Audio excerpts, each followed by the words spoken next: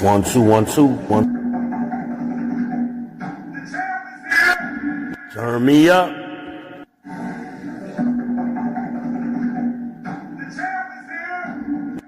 Turn me up.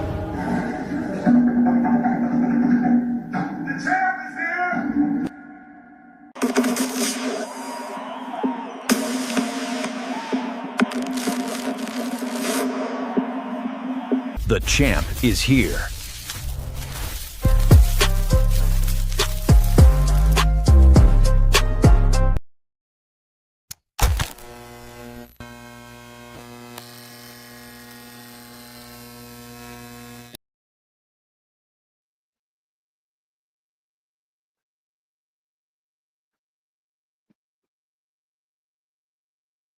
It's your boy.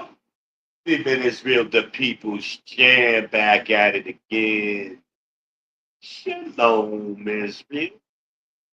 Shalom, you Negroes. Shout out to my trolls. Hope everybody's doing well today. February 22nd, 2026. We are chugging along, people. Chugging along. It's about to be March soon. Real soon. Yeah, baby, baby. First off, I want to say to all of y'all Northeasters, y'all be safe, man. Y'all make sure y'all prepped. Y'all know the snow is coming, the storm, the nor'easter is coming. Be safe up there. Prayers are with you. Down here in the south, it's warm, but I know y'all facing some snow. So be careful. Be safe. Get out and get your prep while you can. Make sure you got some water in the house. Make sure you got some candles. Y'all got, I know a lot of y'all, especially the old folks, got kerosene heaters. Make sure you got some kerosene, whatever, electricity might go out, so it's a good idea to have some kind of backup source so you can heat yourselves. Y'all New Yorkers, be safe. Be safe out there. And I sincerely mean that, y'all. But listen, it's an early Sunday morning. Y'all know I'm up all damn morning, so I was very surprised it wasn't even noon yet. I was thinking it was afternoon, but now we still in the morning. So good morning to y'all. Uh, Not really gonna do housekeeping right now. This is kind of an impromptu live.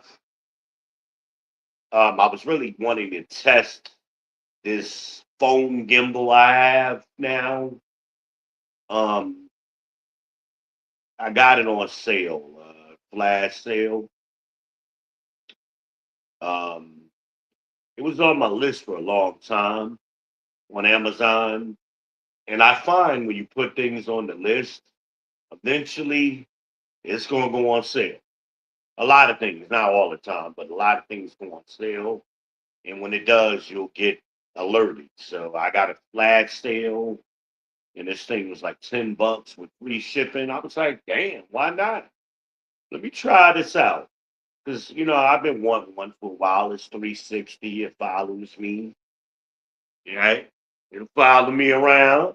Yeah, y'all hating on your boy. Y'all hating. I'm hot. I got the new hotness in here. So, yeah, man, I'm testing it out.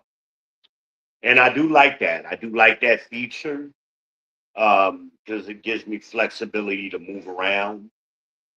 Um, so I'm trying it out. It don't really have me centered right now, like I want to be. Um,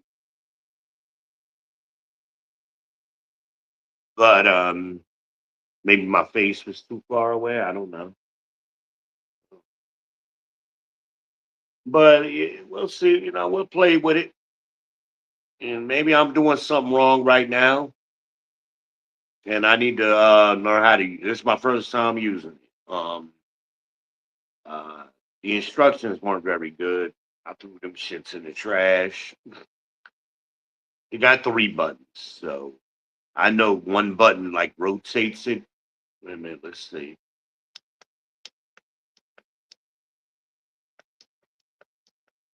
Wait a minute, I'm trying.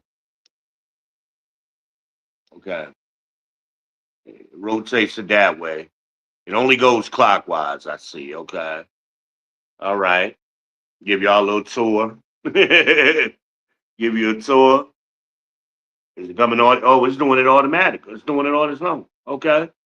Oh shit. I didn't know it did that. Okay. My apartment ain't neat yet. Stop.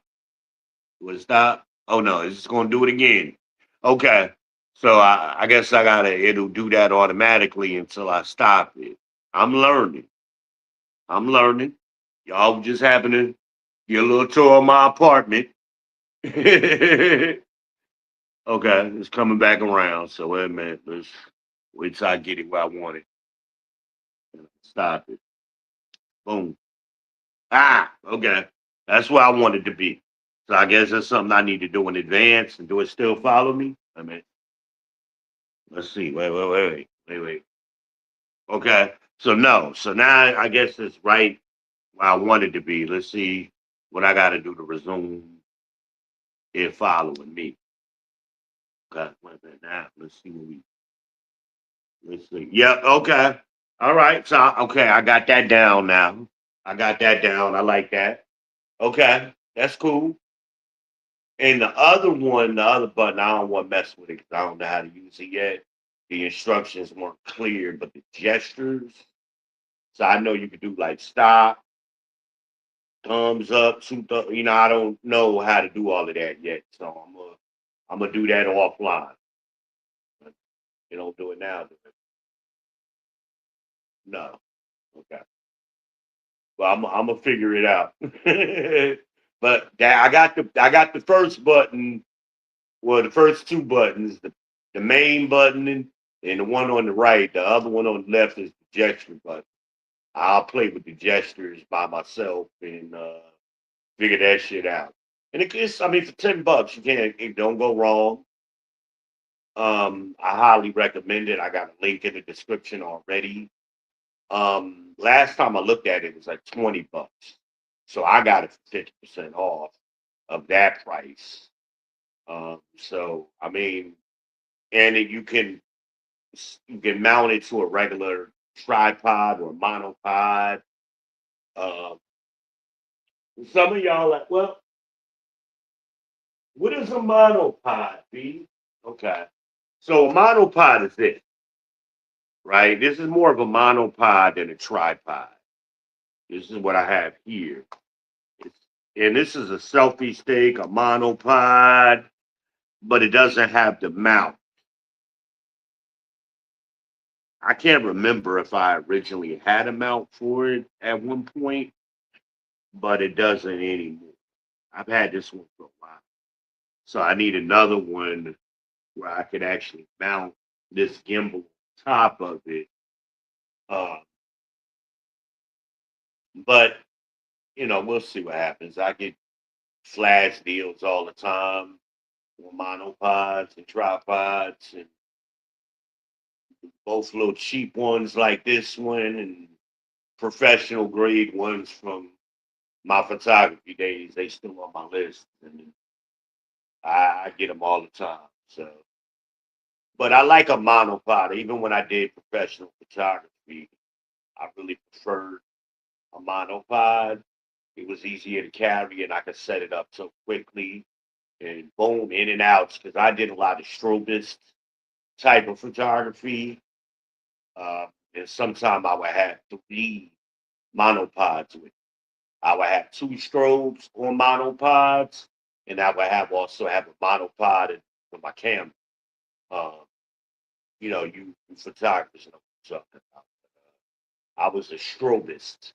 That was my preferred method, especially at night.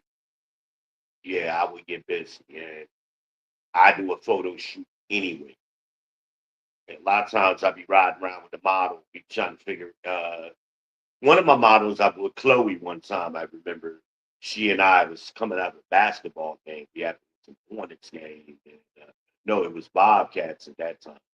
Same difference, but anyway, they built a parking structure directly across from the arena. So we was coming out and we were coming around, and I was like, the lighting was perfect, and I said, "Yo, let's do it." She said, "What you talking about?" I said, "Let's do a photo shoot." She was like, "Now?" I'm right now. And we was on top of that damn parking garage till about 1 a.m. after the game, up there shooting on top of that garage, and wonderful pics. The lighting was just perfect on that night. It was clear. Uh, I was I I was at my best. And Chloe, just me and her, just relationship wise, no, but photography relationship, we just knew each other. Like we learned each other, and she understood my instructions. Because a lot of models, like what they'll do while I'm setting up, their eyes are following me. Don't follow me. Look into the camera. Always have your eyes on that camera lens unless I tell you to look off, but stay centered on the camera. Don't allow, because naturally that's what your eyes do. They follow you around the room. I know y'all can't see my eyeballs, but yeah, you'll follow the person walking around. Don't do that. Entry level models, stay centered unless the photographer tells you. Because I got a remote in my pocket. I may see something click. I want you looking goofy when I go back and I'm editing the pictures later, and you looking goofy because you following me around. No, stay with the camera. That's the best thing you can do. But Chloe learned that from me. Uh, we did good photography together many years too. Chloe, like a lot of women, y'all scattered brain and get distracted, and you know you want to write your own movies and star in your own movies and write your own songs and be an R&B artist. And those who old cats like me, I'm referencing Coming to America and Eddie Murphy and Arsenio with the ball trying to in the bar rather trying to speed dating. But yeah, I like this, man. I like this that it moves with me, even though I don't move very much. But I made a habit of not to move. But there may be times I want to, for example, right? Let's see. Let's see. I might want them over here. Right? Might want to come over here and talk to y'all a little bit. You know what I'm saying?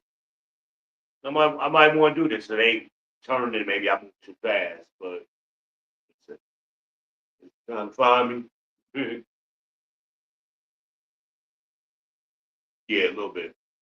Okay, maybe I moved too fast, but and this ain't the best location. But there may be times where I want to change my seating, and I may want to shoot from over here, sit on my little island, talk to y'all a little bit. You know what I mean? Just kicking with you over here. I've never done nothing over here. Y'all see my garden is empty right now. Collard greens is gone, and I'll get that going in a little bit again. But yeah, well, I want to have options. So I want to have options. I want to be able to have my options, and yeah, it's cool. And then when I get the other tripod or monopod from outside, I can do a 360. I can adjust the lens to follow me better when I'm standing. Um, the eye of the can of the so I could probably walk around here and do a 360 in here. Matter of fact, let's try it because that's what this whole video is about, right? Let's see. Let me see if I can figure the shit out. Wait a minute. Let's see. Wait a minute. Oh. I think I would need to do it better. Wait a minute. I can't see it good and I don't want to mess with it too much. But I know there's a way to adjust the AI lens. I see my old balding ass here. That's what happens when you get old. I'm 50, y'all. I'm a 5-0. I'm the big 5-0 this year. But there's a way to adjust the lens for when you're standing. And then I got to learn this thing better so I can do it quickly. And because right now the thing is on and it moves. So I'll play with it. I probably have to power it down and then adjust it and turn it back on. And then I could do 360 for y'all. Um, we'll say that for another day. But yeah, this gimbal is cool. I'm already impressed with it. I don't need to know how to use it good and figure it out how I'm going to use it to my advantage. Yeah. One again and see that successful. Because I'm looking at the monitor, my TV, and it's got me off centered still. Um, Now I wish there was a way to rotate it in both. I wish they had an extra button where I could rotate it clockwise and counterclockwise. That's what I wish. And the lens may not be adjusted for yeah, because now that I'm standing closer, it seems to be following my face a little bit better. I don't know. Yeah, I don't know. Let me see. Let me see. Yeah, I'm still off centered. I don't like that. How off centered I am. See if I can adjust. Wait a minute. I gotta be delicate. Mhm. And then the damn bottom, the little mount is so sticky. And it's working against me. It's still trying to stay where it thinks my face is. Yeah. So it's something about where it's finding it's not keeping my face centered for some reason. Wait a minute. Let me adjust the actual top piece. There we go. Maybe that's better. Okay. Maybe that wasn't lined up. Is that better? That's better to well, a little bit. Yeah, I got to play with this thing to get it right the way I want it. Cause I'm looking at my TV because I can see it better there. Uh, yeah, I'm seem to be off centered and I don't like that. I want it to be more centered. Um, hmm, mhm, hmm. That now that's good. That seems to be good. Let's see. Yeah, that maybe that's it. Okay. I don't know. I don't know. I'm gonna have to go back and look at the footage. It's hard to do it while I'm doing it, if that makes sense. Um, so that's why I'm long stroking y'all right now. Mm. Fuck. I hate when I do that. I don't like these doggone. I need to be fucking quitting anyway, but these silvers, they all white. And I light them backwards in a heartbeat.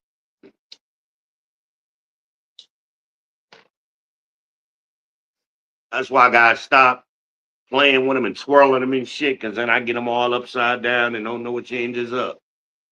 Um, but yeah, it's interesting.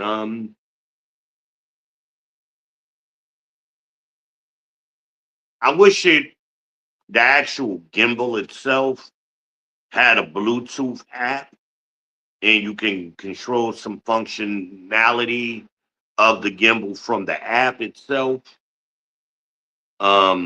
That would be, and I'm sure they probably have a more expensive one that does that because I know they have more expensive one that rotates on two axes.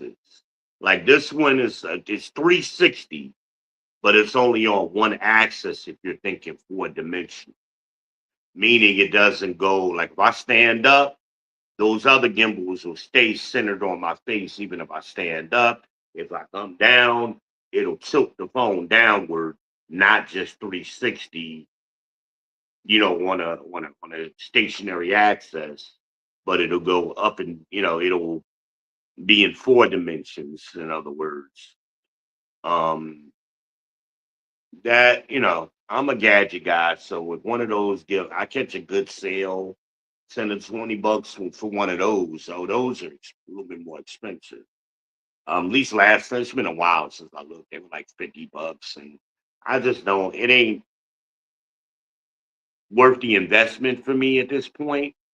Now, if I was still shooting professional photography, it would be worth it. Or if I moved around a whole lot, um, like if I did a lot of standing, you know, like you see the TikTokers that do a lot of little shops where they selling things and products and they always moving. Now they would use one of those ones that are on the, the four-dimensional axis, excuse me. My Jersey accent, I say access and axis the same way. I'm sorry, I apologize. But yeah, but I don't have the need for that. It would just be like a novelty item, just a gadget for me. If the price was right, like this one was 10 bucks. If I can catch one on sale for like that, hell yeah, I'll get it. But until then, it ain't that big a deal. I'm retired, I'm disabled, I'm blind. I do the best I can do for y'all the way I do it. Okay. And I want to be authentic as well. When I decided 15 years ago, the first or more, whatever it is now, but when I first decided to start doing podcasting, I wanted to portray an authentic experience. Because so many people on YouTube and Facebook and TikTok and wherever else they're broadcasting from, these people are inauthentic. They fake as shit. They are. They faking what they're saying. Oh shit, here go Ali calling me. Hold on a minute, y'all. Let me tell Ali I'll call him right back.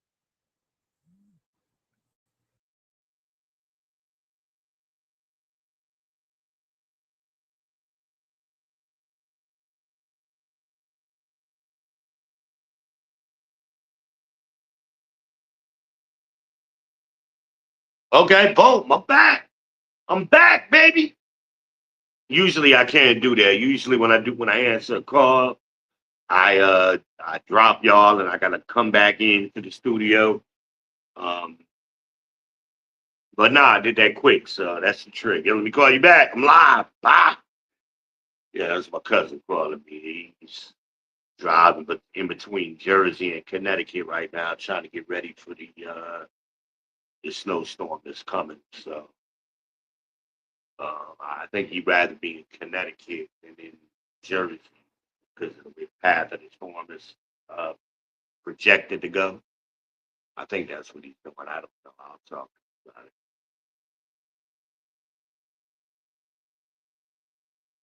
But yeah, I had a good week last week. Last week was a good week from Monday to Friday. Some from Sunday to damn Friday, and then Saturday was a little rough for me yesterday. I got some bad news from I had a doctor's appointment with the vascular doctor on Friday. They did an ultrasound on my legs and stuff. A lot of you know my medical condition with my legs, the neuropathy. Well, I'm sharing it with y'all because again, I'm authentic and I like to share my story. So, what's causing my neuropathy in my feet? That's the numbness, the tingling. It's like a stabbing sensation where I couldn't walk. Maybe them 6, 7 months I couldn't walk, but now I'm able to walk, obviously. So I'm not improving, in my opinion, based on what I read. I got a follow up visit with the doctor I have not had. That's in March. But based on the report I got in my chart, I have peripheral artery disease. That's what's causing the neuropathy. And it's a side effect that I've learned from my dialysis, my kidney failure, and my arteries, they got to build up a plaque. And that comes from the dialysis, my kidney failure, because my body doesn't filter things out the way it should. So I get a build up in my veins. Me smoking don't help. I need to quit. I know. And for those of you who care about this story, a lot of y'all, said, y'all pray for, hold on. Y'all, oop, wait a minute. Hold on. Y'all pray for me and all of that stuff. And I appreciate y'all prayer soldiers. And so the peripheral artery disease, um, and I saw it, because there was a time, man, I used to walk a lot. And then I got to a point where I used to walk from the end of our street because we lived on one end. I would walk to the other end and come back, you know, just getting exercise. And I got to a point where I couldn't do that shit, man. I could not do it. But what she don't know, I got worse than that. I couldn't even walk to my fucking mailbox. Now I've been lazy lately. I can do it now, but I've been lazy. I've been letting Gabby do it. I love me some Gabby, y'all. And girl, I love it. And it ain't just how she look. How she look is a bonus to me. It's her behavior and her personality. Ooh, so y'all story in a minute. Put that on the parking lot. So anyway, the peripheral artery disease. It's treatable. It's manageable. So that's what I'm going to discuss with the doctor and in March, on March 5th. I have another ultrasound I have to do in between those appointments. So I'm supposed to go. I made a mistake and scheduled it for Tuesday. I got to change it. I thought it was Thursday. That, but I made the mistake and let her do it on Tuesday. It was a miscommunication on my part. Because I told her initially my appointment needs to be on a Tuesday or a Thursday. But I have to have 3 business days to schedule my transportation. So and my appointment is in another city. So I'm not doing no if it was here in Gastonia, I'd just take a little $5 Uber. But nah, I'm not paying fucking $40 to go to damn Rock Hill and then $40 to come back. That's $80. No, fuck that. I'm gonna let the free transportation people take me in a little Honda Odysseys and shit. My man Merle, that's my main man. But so I gotta make sure I schedule it for Thursday so I have enough time to schedule the appointment.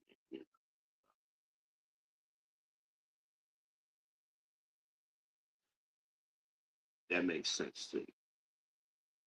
So anyway, also I need the monopod because I like to sit back, and right now I'm sitting forward, and because I want it to work better. And so if I had it, like for example, if I had a mount, I would have it mounted right here. Right, let me raise it up so you can see it. I have it mounted right here, so then I could sit back. You know, that's what I would do. But eh, I'm sitting back now. Let's see what happens. So anyway, because my balls, man, I got big balls. Ugh, shit, big dick problems. I'm sorry. I'm sorry. Girl asked me about that shit. Miss Holiday. Y'all know I give everybody nicknames. So her nickname is Holiday. Miss Holiday is she was asking me about that. You don't know you got a big dick? I said, baby, I don't even think about it. I know this is going down the rabbit hole off the tangent, but it's funny. So I'm giving y'all it's entertaining. Okay, take it for what it is, okay? But ladies, this is who I'm talking to. I'm not talking to these little bitch ass little dick niggas. Okay. But men with big dicks do certain things. We got to adjust. Okay. That's a sign that, okay, you working with something. You working with a monster. Another sign is here go a trick. Here's how you ask. Here go the question. Y'all, I always give y'all questions to ask. Now, if it's important to you, ask the man, do he hold his dick when he sit on the toilet? Ask him, do he do that? Now, if he confused by what you saying, or what you mean, or that stance, what you talking about, that nigga got a little dick. Because big dick niggas we got a whole lot of dicks when we sit on the toilet, so our dicks don't dip down into the toilet. It is what it is. It is we grown folk. I'm being grown with you.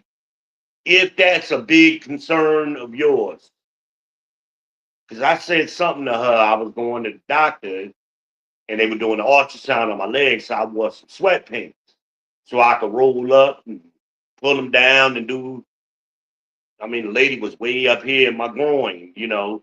I couldn't do that with jeans on, and I ain't want to be in them cold ass rooms with my booty out in a little hospital gown. Fuck that shit. Well, I wear my sweatpants so I can do what I got to do, roll up, you know. So anyway, Holiday was asking me, she was like, "You wearing sweatpants? Oh, you just trying to show off? What you talking about? If you know you got a big dick," I said, "Baby, I'm thinking about the ultrasound. Like I ain't even my mind ain't even on that. That's what women think about, but I don't think about that shit. I am what I am. I done had this dick my whole life. It's the same dick. I don't think about it every time I get dressed. Little dick niggas might do that, but big dick niggas, we are what we are. I be adjusting myself sometimes. I gotta be conscious when I'm out in public. If I'm adjusting myself, oh shit, I'm doing shit in public. I be forget. I forget. Sorry. Sorry. So anyway, I got the diagnosis, bringing it back. Bringing it back. Wait a minute, I'm sorry. Let me just check with the chat real quick. Ooh, we got anybody in here? Wait a minute. There go them damn little. I swear, stream y'all get some of nerves. Damn, no, I didn't want that. Okay, good. The keyboard pop. Oh shit! Now the gimbal is moving. I can't see the chat. Wait a minute, because it's moving. What is that? Now I got another pop up. Trying to get rid of it. There we go. Okay, got rid of that. Damn it! Now the damn keyboard. Oh shit! Wait a minute. And it's moving while I'm trying to touch the motherfucker.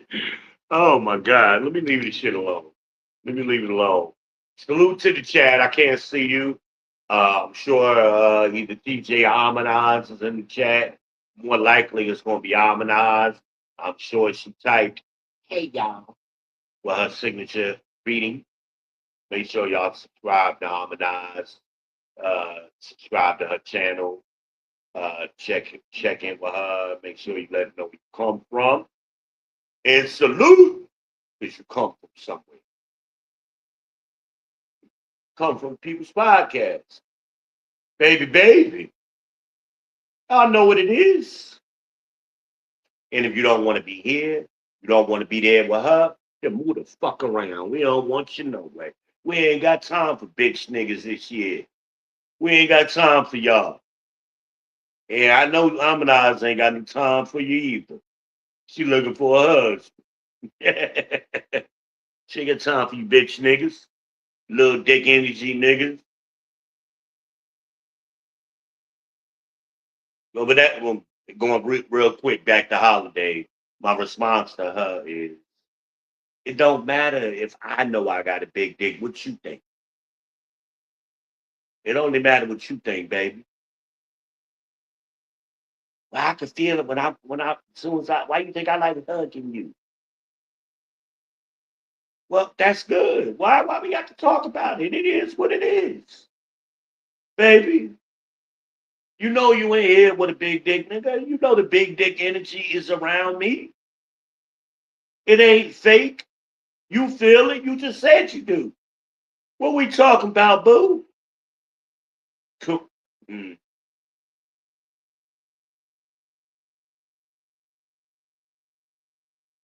I'll save that I'll do another show. I'll see. Parking lot that for the next show. We'll talk. This ain't the appropriate place. Still a family show. Well, this is the place. It ain't the time. We talk about this little lady. But anyway, the peripheral artery being serious. Okay? I mean, I was serious just a minute, but refocusing. Refocusing. Damn it, that keyboard. I get rid of it. Yes. I had to be delicate. I had to touch that shit real soft. Did I do it? No, I fucked around and trying to hit the X. Okay. Leave it alone. Leave that shit alone. Maybe I need the justice. Stop. I'm figuring them shits out. But anyway, so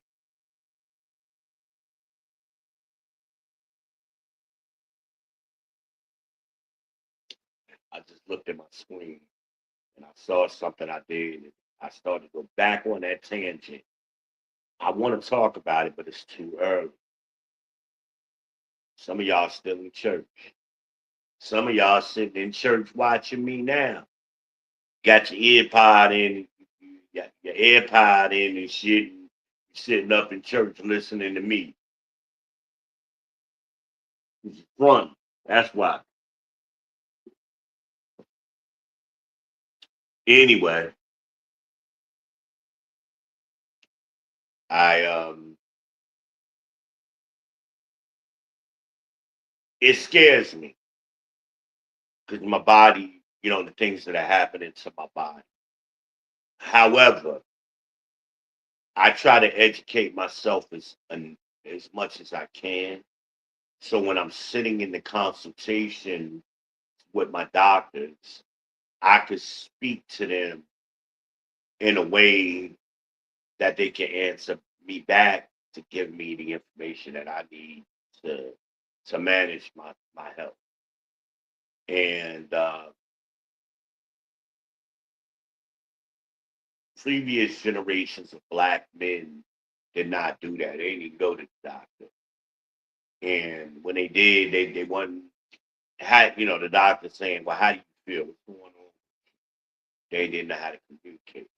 So I always want to make sure that I know how I'm supposed to be communicating with my doctors to get the information I need to manage myself and help them provide me with better care.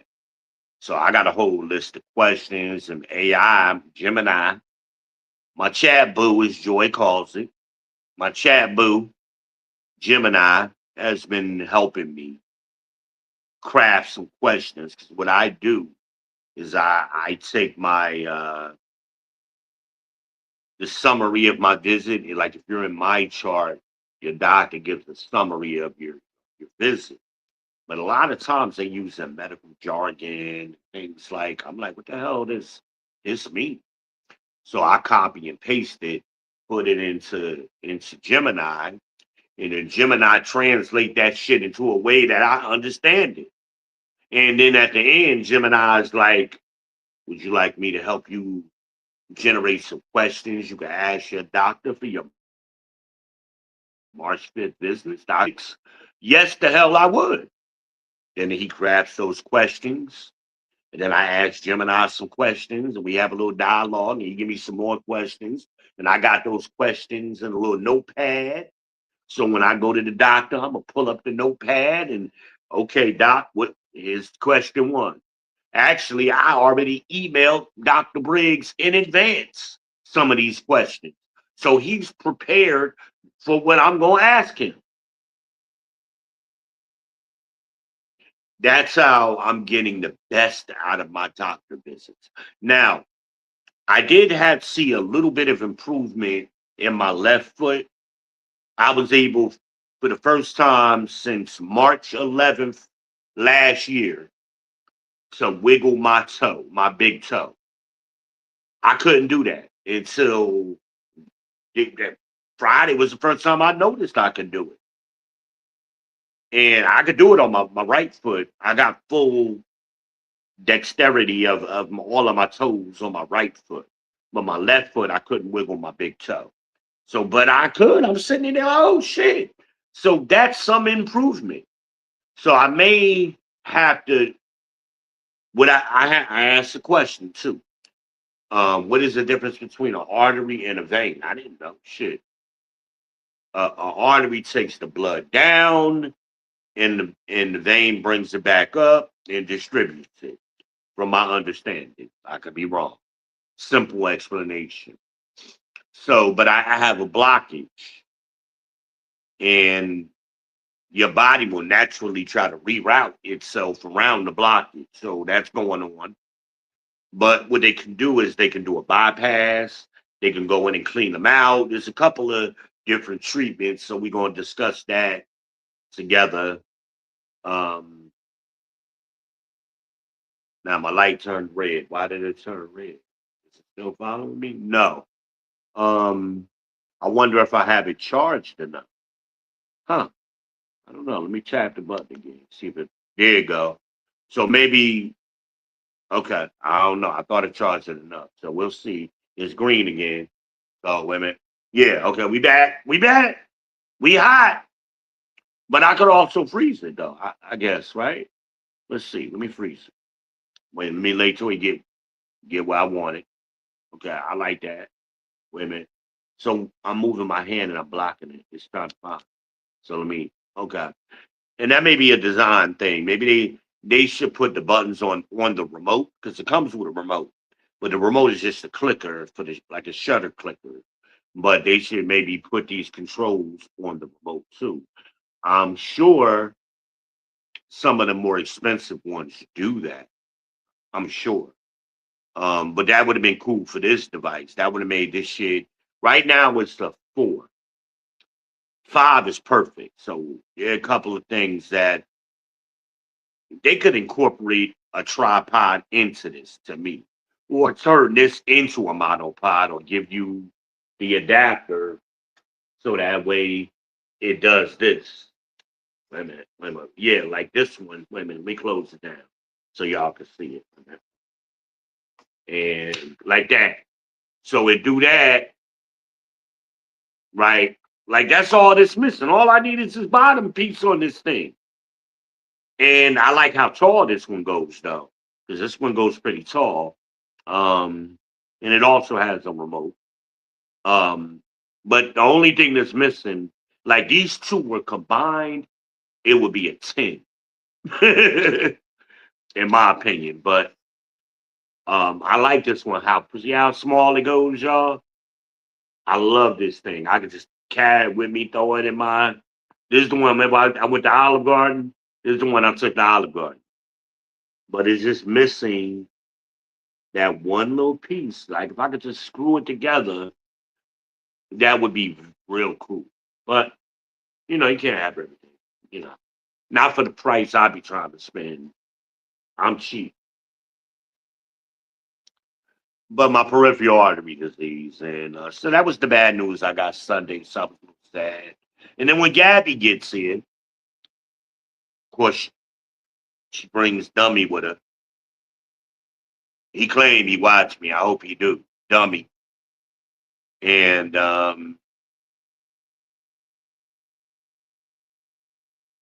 she saw termites on my floor, all over my apartment. I can't see that shit. So she was in here vacuuming and mopping and sweeping, and she did that shit for 2 hours. So, but I was panicking. I've been stuck on this fucking couch. I was just scared to move around. I limited my moves. I ain't even cook. I had to order pizza and shit. And from Reginella, shout out to Reginella, best pizza in Gastonia. And shout out to Alexis. Alexis is my waitress at Gastonia. Well, little cute ass. Anyway, um, so girl, you better stop flirting with me. You getting the tip. You getting the tip already. But you better stop that flirting with me. You're gonna get more than the tip. But anyway, we'll learn what big dick is today. All right, all right, all right. So anyway, I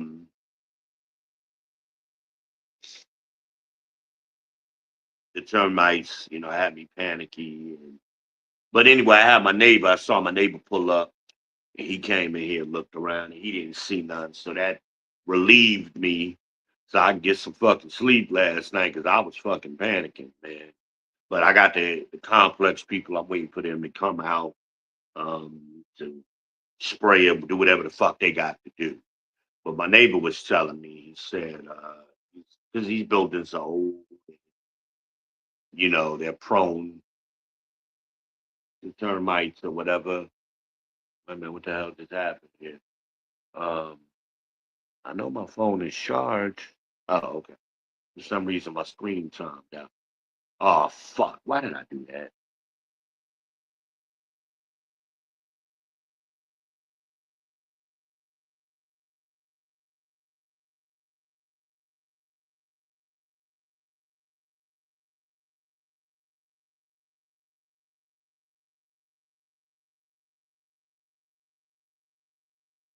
Okay.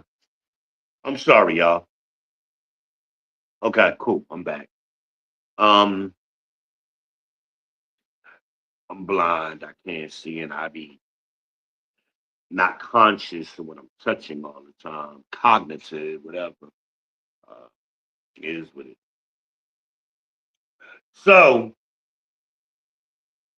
I did wake up this morning, starting the new week. Um, Not the greatest because I'm still. I want the people, the apartment complex people, to come over here and spray and do what they got to do. So I want that to happen. So I'm still a little annoyed that hasn't happened yet because usually they are excellent.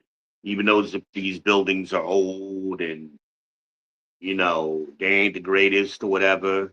I like where I live. That's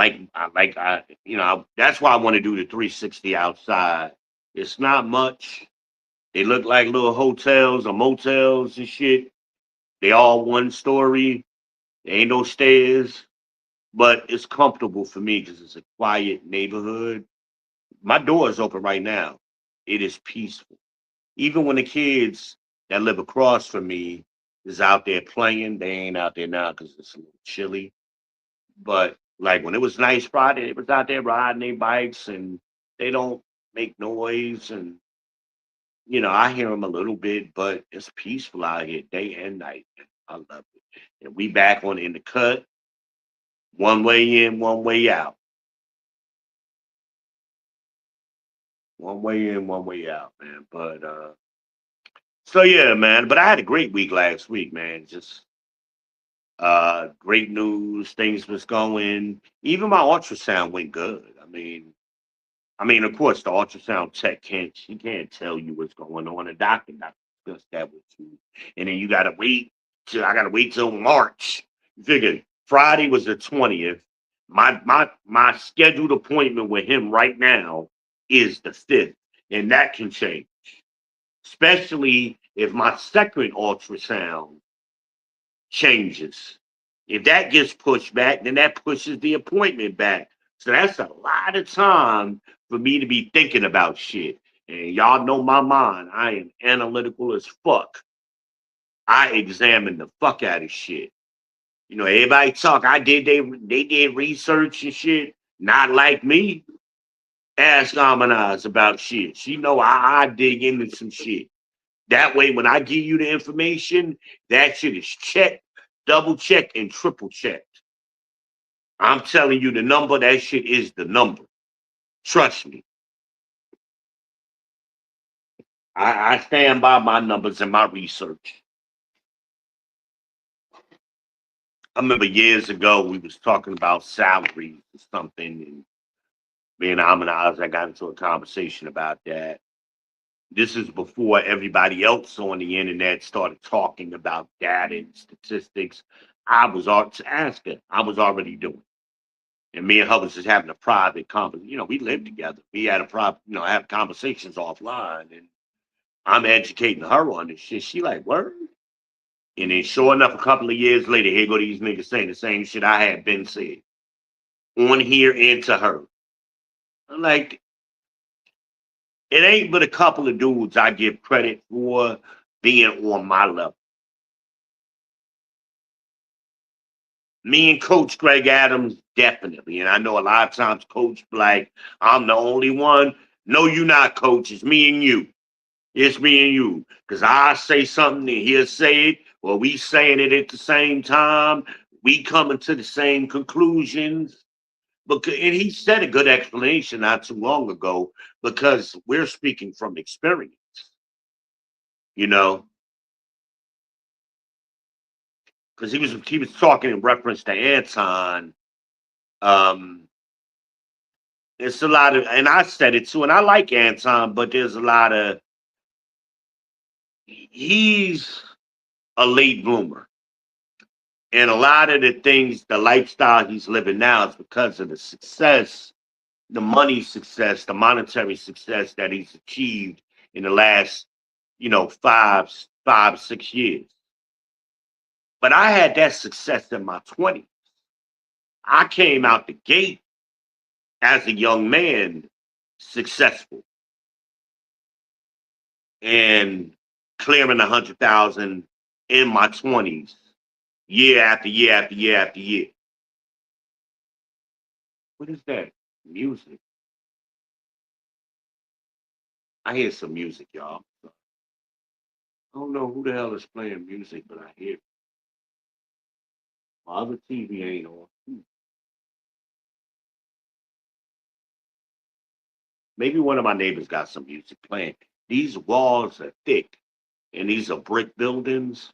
So you don't hear your neighbors. So every so often I do. And that was the problem I had with Red with her loud ass. She just loud for what the fuck is wrong with you? Chill.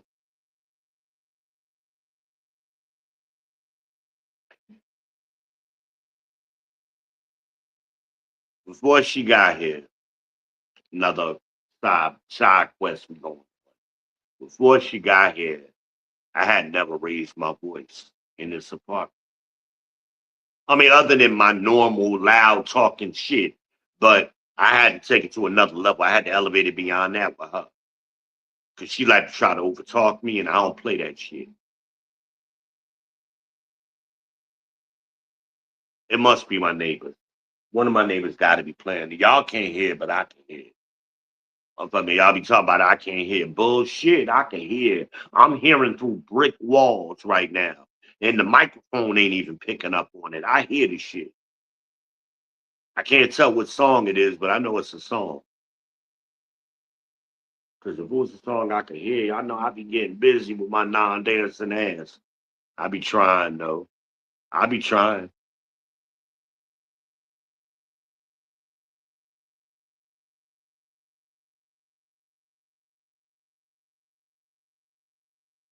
I think that's my boy kids, my neighbor's kids.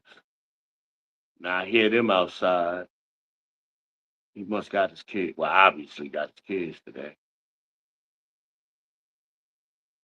So anyway, I never had to raise my voice. And when a woman is here, I tend to talk softer because I know women get nervous and shit when they hear, especially a woman that wasn't raised by a father. They get uncomfortable when a man speaks in his natural man voice, right? Mm. And that's what Red in her apology text was trying to say to me. Well, it was your voice, and bitch, you know me. You've lived with me for years. You don't know my voice? Fuck you. Like, that's bullshit. That's a cop out. Gemini told me, with the sun coming out. So Gemini told me that's a, what did Gemini said? That's a weasel answer or that's a blank check answer. People are purposely trying to be vague in conversation or something Gemini said. I got to go back and let Gemini play Gemini again because I saved that conversation between me and Gemini. We was talking about when I was studying because he was my study partner. Um, yeah, the kid, I see him now. It's the kids out there. That's the kids. That's Nene kids. Okay, I thought that was Brian's kids. Nene kids. I gotta get them. I gotta order some candy. I usually get them from candy, church candy. Shit. Y'all church people know what church candy is, right? That's little the old ladies used to give out. Put that in your pocket, baby. That candy, the strawberry, the caramel, the peppermint, the green peppermint. They give you the red. They had the red and white, the green and white. And during the holidays, if it was a real cool old lady, she had the rainbow peppermint. That's my favorite. Ooh, boy. Put that in your pocket, baby. And them deacons with those nasty breath, they be giving that's how they see old ladies was classy. Damn it, I did it again. I did that shit again.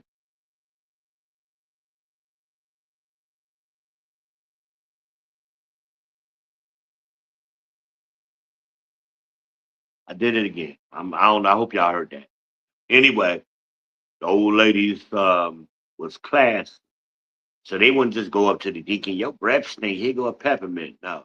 They say, hey baby, put that in your pocket, baby.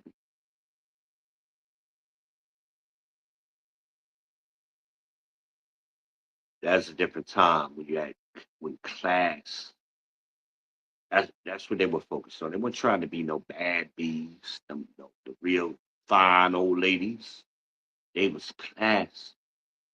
You had to have class. And if you didn't have class, you was trashy. Oh, she trash. That's how the old ladies used to talk. They had a way of saying things to get you. Cause see, they understood. You ain't gonna move no man, but you could nudge him in certain, left or right. You could nudge him a little bit, and that's what them old ladies used to do. But they had class, and they used their class and their femininity to nudge a man in certain direction, not try to move him and go head to head with him. Understand? Hope that makes sense to y'all. I mean, I know I come from a different era. I was born in '76, y'all. I'm from the '70s. That's what I was trying to tell the young man when he was over here yesterday. You don't know shit. Just shut the fuck up and listen. He too busy trying to prove to me he knows shit. You don't know what. I mean, what the fuck are you talking about? He just jumping from topic to topic and saying bullshit. What are you talking about? I asked him that. Gabby started laughing like, I tried to tell you. I tried to tell you, nigga. This nigga is the real deal. He gonna get in your ass. But okay, you go on it. You come in here with me and see what happens. You gonna try to tell me. I'm like, you supposed to be leading this woman. Oh, I'm leading her. Nigga, you ain't leading yourself. What the fuck are you talking about? Goofy nigga, you need to humble down and shut the fuck up. Just listen. I'm trying to educate you, but you not listening. You're scattered brain. Like a bitch. The fuck, and this is how I'm talking to him. I don't play games. I don't do the BS. Not with men. I have less patience for men. I'll play with her a little bit and be more delicate with her. But with a man, a 31-year-old man, nigga, are you fuck? I'm looking at him, the way he was dressed, the way his hair was, his whole appearance. I couldn't tell the difference between this 31-year-old man and my 17-year-old son. He looked like he could fit right in with my son friends. I wish I had my camera angled. I used to have it angled so it catches my more of my kitchen area. Maybe I'll reposition it that way because I wish y'all could have seen when I'm describing to you. Because I damn sure would have put it on here so I could bring it up right now. This is a 31-year-old man. He looks like my 17-year-old son. I am not exaggerating. But you trying to tell me you leading this woman with a child? Get the fuck out of here, man. Now, me and her gonna have a conversation today. And I wish she was here right now. She said she was running late. She comes every day to clean. But she told me she's gonna be late today. She had to take her son something. So anyway, but I would do it live because I would want y'all to hear the interaction I had with her. And I already told her I was gonna do that at one point. I got a permission to do that. So it wouldn't be just me throwing her on the live stream. She know I do this. But no, baby, this run from this nigga. Stop wasting your time. She's 25 and be 26. You don't have time to fuck around with goofy ass niggas. Young women, the fuck get these niggas up out of y'all live. This y'all gotta understand how to change. And I didn't even plan on doing this. I was planning on just talking about this damn phone gimbal. But anyway, we gonna get it in because y'all know how we do over here on the People's Podcast. Allow me to reintroduce myself. I am the motherfucking People's Chair. I am the Dark Knight, the Black MAGA, the motherfucking Daywalker. The ladies call me the Cookie Monster. You better ask somebody. I am the Shogun of Charlotte. I am the motherfucking Heisenberg of this bitch. Why? Because I bring y'all the pure, the raw dog, that blue. That's what you get over here. You ain't getting that, but maybe a couple of other places. Shout out to Coach Greg Adams. I can't think of the other angry man. My motherfucking dog, Valdez. These the three niggas y'all need to be listening to. Me, Coach, and AM. Fuck all of them other niggas. I mean that shit, and I'll say it to their face on here or in person. My motherfucking address is Lakeview Street, Gastonia, North Carolina. Who want to come see me? Real address. I don't give a fuck. I'm the motherfucking truth. I'm 50 years old and not near, as they say down south, not near nigga ever pulled up on me. They ain't got the heart. I ain't met that nigga yet. Show me. 50 years I ain't met him. All them niggas play tough on here, on all these other channels, like they tough. Oh, I'm from Chicago. I'm from Wisconsin. I'm from Detroit. I don't give a fuck where you from. I'm from motherfucking Newark, New Jersey. The Bricks. I'm from the west side of Charlotte. I'm from Hidden Valley. I'm from the south side of Chicago. I'm from everywhere. All of the hoods. Show me.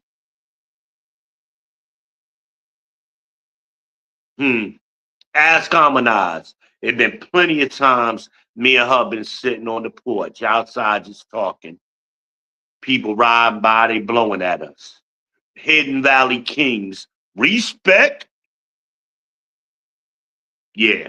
Somebody from Charlotte knows what I'm talking about. Yo, V, yo, Unc. Plenty of times. Harmonize like, damn, niggas know you over here too. Yes, ma'am, they do. Am I lying? Am I lying right now? Or am I being real? With my disabled ass, look, hey, I can't fight no more. I was a bad motherfucker when I could. But now, I'm going to cut you. Please believe it. Well, I was always going to cut you. But you would have got a couple of jabs back in the day. You ain't getting that no more. You're just getting cut now. And please believe I keep all kind of knives real close.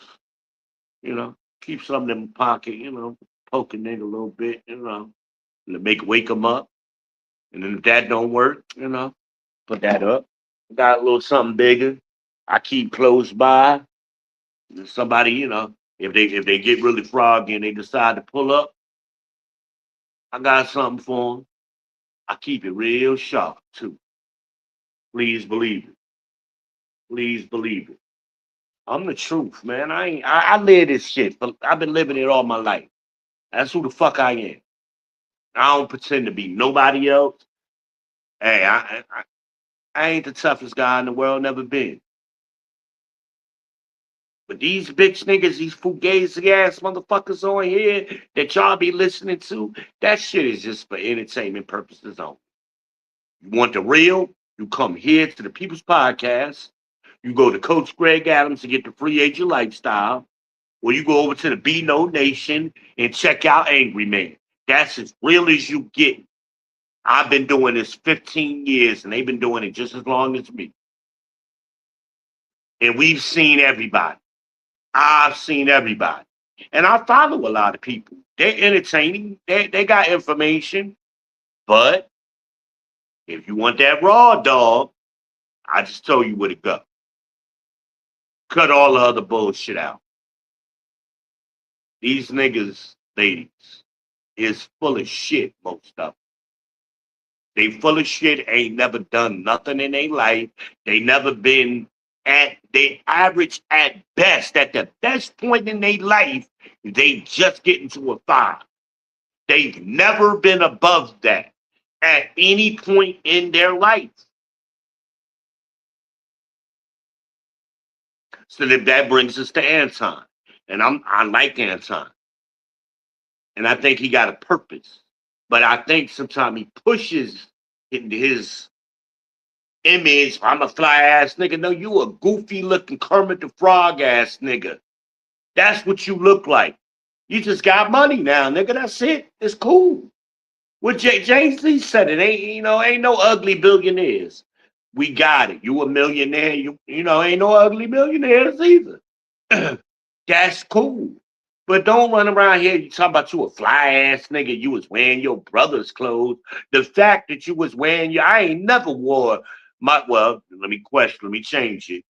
My older cousin was gay and he always bought Versace and shit. That's why I like Versace. Now I would steal a couple of his Versace shirts and he'd give them to me. But I wasn't wearing my brother's shit, and my little brothers wasn't wearing my shit. We ain't do hand-me-down. As a fly ass, ain't you wearing the same shit your brother just wore? No. Fuck that. And talking about Gucci shoes. Who the fuck was wearing Gucci shoes in high school? Nigga, I was a baller. I had basketball shoes on all the time. I was an athlete. See, that tell me he wasn't no athlete. He was a cornball. They thought he was fly. No, he got his little crew or whatever. That nigga wasn't no star. Fuck out of here.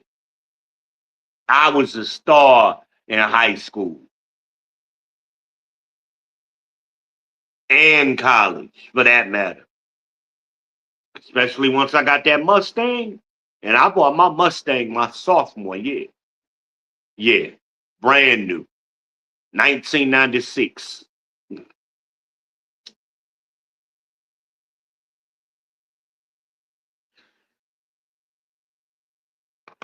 I was a motherfucking star.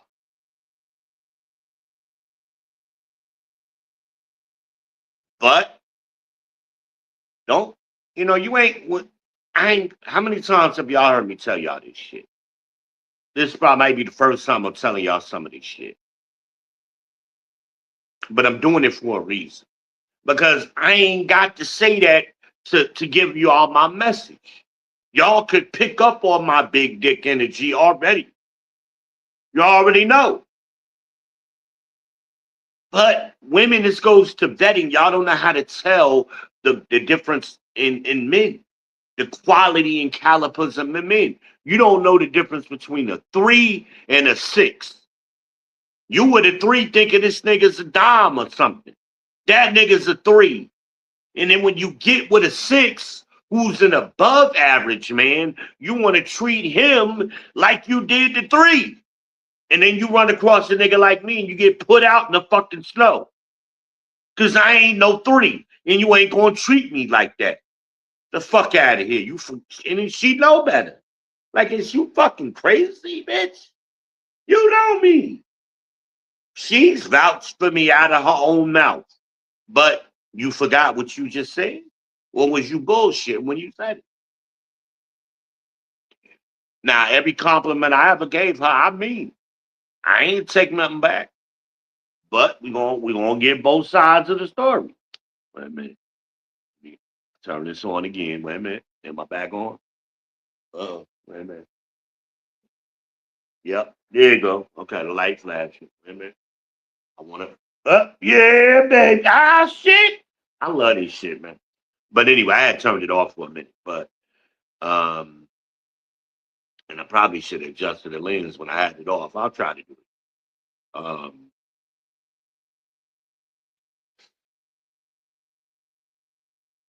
and I'm raising Cain and it's Sunday, and I know these is church people, some of them, but hey, and I got my door open. My door was closed.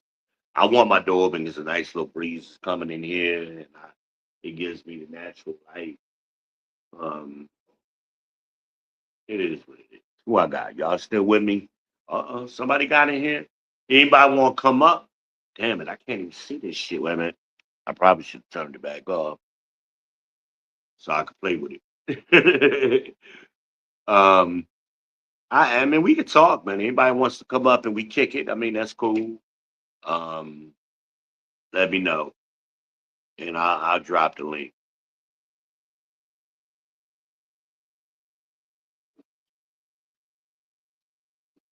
But yeah, I try to give y'all authentic information, real from my experience, my 50 years on this earth. Right? I bring it. I brought many guests up. Amanize, others that have come up. Red was, plenty of them over the years. They've solidified every fucking thing I've said. I ain't told a lie yet. At 1,000 videos, you ain't got no contradictions. I'm saying the same shit I've been saying from day one. Me and Amanize was doing this shit on Facebook years ago. That's when we started doing it. She always been my number one mind. Now she ain't Death Note now. Death Note is God's gift. Shout out to Death Note. But and she loved Death Note like I love Death Note. But anyway,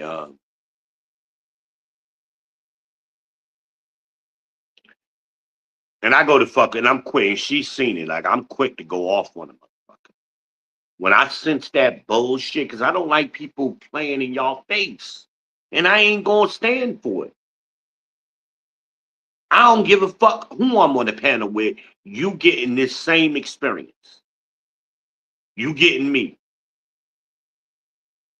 And I'm dropping shit on all these niggas that's supposed to be the greats, right?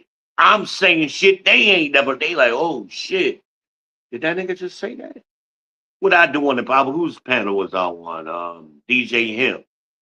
And I hit the nigga with the we were talking about racism and did racism ever exist?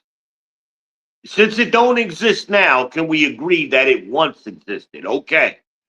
And I'm paraphrasing how I phrased it. And then I brought it back around. What year did racism end? Give me a decade. And the nigga was like, oh shit. And all of them was like, oh shit. Because the fuck is we talking about? What are we talking about? If you're claiming it ended, what year did it end? And I went further on that same show. You don't know what racism is. You think it's prejudice and bigotry. That's not racism. How many times have I given you the definition that I got from the great Dr. Claude Anderson? I heard it 30 years ago. I remember where I was when I heard this shit because I pulled the fuck over.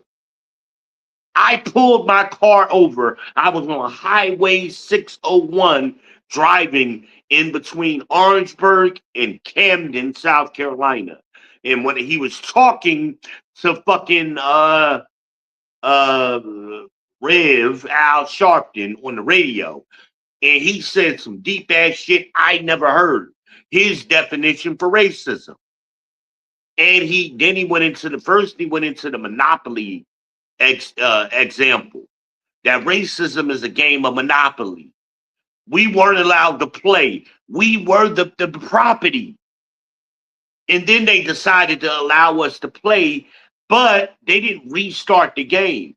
All of the property was already owned. So all we can do is go around the board hoping we don't land in jail or on somebody else's property and go bankrupt. Or we can make it to go and get our little $200. That's all black people are doing in that example, right? Then he goes on to break it down. Al Sharpton was silent. I never heard Al Sharpton be silent like that. I'm like, is Al still on here? Dr. Claude Anderson was schooling his ass. And by the way, get his book, Powernomics. Start there. He got a bunch of books. If you're not reading, start reading that. Powernomics. You get on Amazon, you can go to his website. You can just search Powernomics. You will find him. He got plenty of video. Educate yourself with that.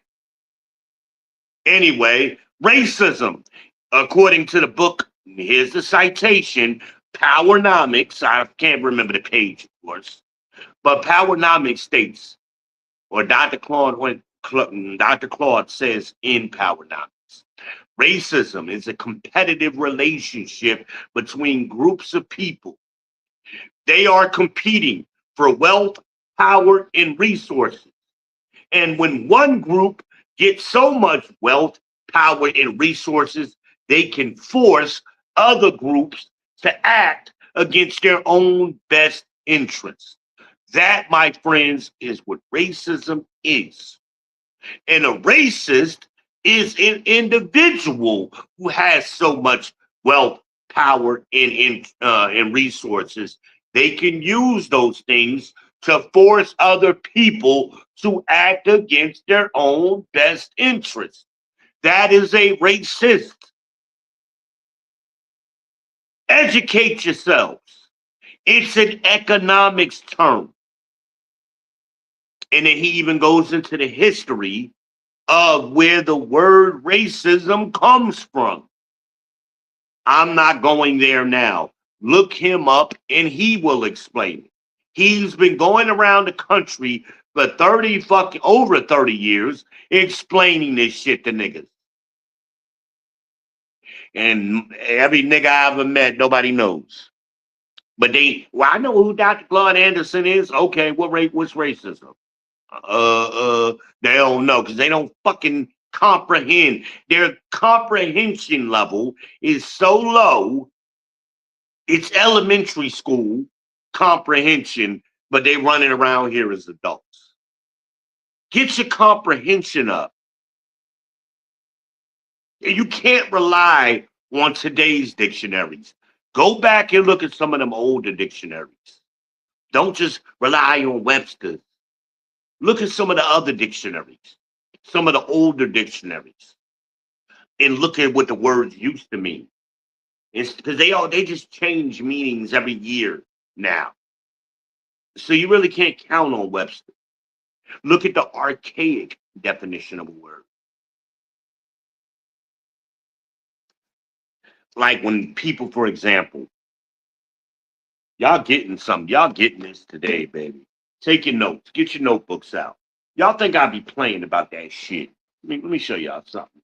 I was studying, and when I study, I take notes. I take notes. It's a brand new notebook I'm making for Gabby. I started it today with scriptures and precepts. So when we have our conversation later, I'm teaching from something. I really use compass. I tell y'all all the time, you get these shits at fucking Dollar Tree. I got these all over my house. Cause I study, I read fucking y'all think I be playing. That nigga blind, how he read? How he read? The last book I recommended on my book list was End of Work. I buy fucking books. I really study. I really read. This is a motherfucking hardcover book. This ain't no little cheap paperback. It's a hard book. I buy fucking books. I'm a scholar, even though I can't read like I want to because this shit is so fucking little. I struggle. But because I got fucking Gemini, I take pictures page by page. Gemini allows me to 7 pages at once. That's how I study. It takes me longer now, but I still do it. Get you some fucking books. Nigga, that's why your kids is dumb. Because you don't have books in your house. I always got books. Ask Amina. Always got books. I got multiple Bibles in my house, different versions. Y'all think I'm playing. I'm right here on my coffee table because I be studying. I be doing my work before I come on here. What do I tell y'all to get? Get the original fucking Bible. This is the Bible, 1611 edition. Get one. And maybe you might know what you're talking about. Get you a Bible highlighter so it doesn't bleed through. Make your notes inside. I haven't done that page. I don't feel like finding a page where I can show y'all my notes on how I do it. But you don't know how to study. Learn, do some research on note taking so you can become a better student. But in order to be a scholar, you have to have books. You don't have books, you're not a scholar. I'm a motherfucking scholar and have been all my life. I'm not a regular nigga.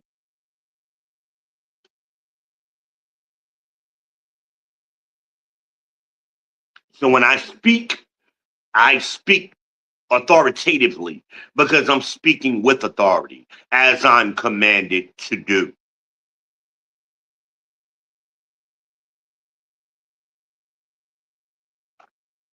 I'm a motherfucking elder in this game. Not because of my age. Because what's up here? I done forgot more shit than most of y'all will ever know in your lives. I'm talking about when I say most of y'all bitch niggas. I forgot more shit.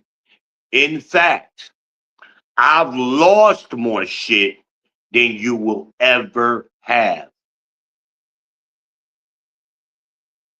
Let that sink in.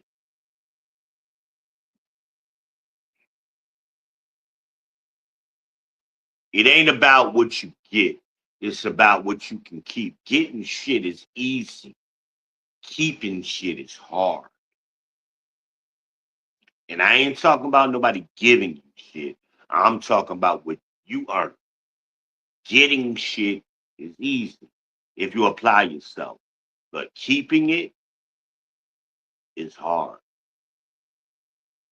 And everybody, you don't stay up forever. Nobody does. Well, Arnold Schwarzenegger and Trump, they may be the exceptions to the rule. Arnold Schwarzenegger has been winning forever. I ain't even mad at Arnold. Arnold is the shit. And Trump has been winning forever too. But and I understand he started out with more than most. Well, we all started out on different levels. So you can't hate on him because he got something you didn't get. You got something another nigga didn't get. But what did he do with what he got? He turned it into an empire. He wasn't handed an empire. He built the empire. That's the respect. Y'all focusing on the wrong shit. Well, he had failed businesses. What businessman hasn't? You don't know business.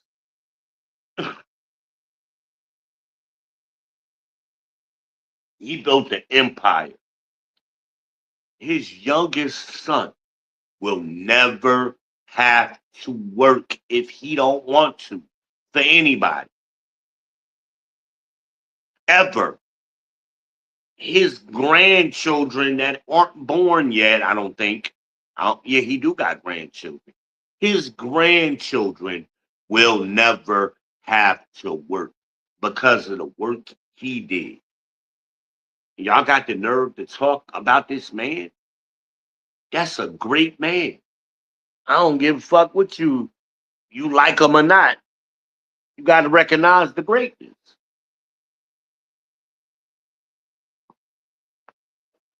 This man done put money in y'all pockets. Can have you ever put money in another motherfucker pocket? Have you put money in 1,000 people pockets at the same time? What about 1,000,000? Yeah, fuck with him. How much money did Biden put in your pocket? Or did he take money out of your pocket? Hmm. But you got nerve to talk shit about Trump. Y'all niggas, y'all look at the world wrong. The fuck are y'all talking about? I don't give a fuck what that man say, how he say it. I think it's entertaining personally. But I fuck with him because of my money. That's what I'm about. I'm a conservative and I'm a capitalist. That's all that matters to me. All that other shit don't matter. Let the goofy people argue about that shit. I'm gonna be over here counting my money while y'all. Let me know when y'all done. Let me know when y'all done. When Biden got in office, my money dropped down immediately. Immediately. Fucking immediately.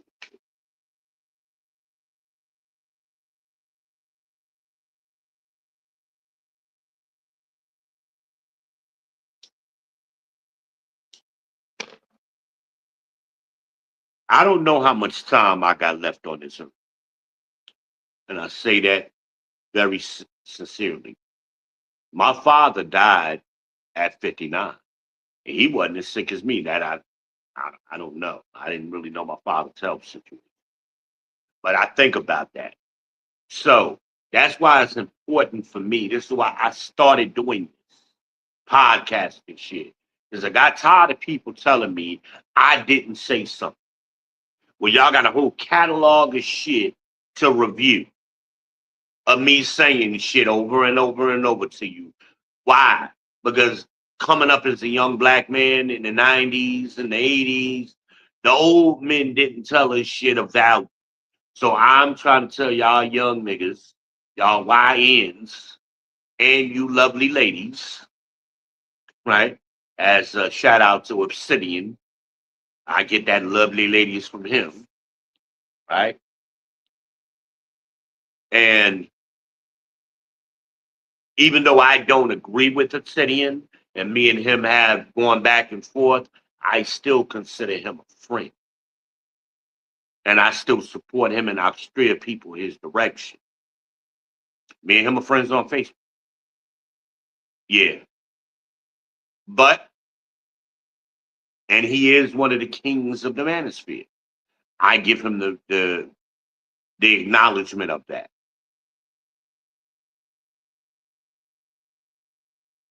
I don't consider myself in that category. I'm in a different category. I wouldn't say above or below. I'm different. I'm the Merovingian in the Matrix.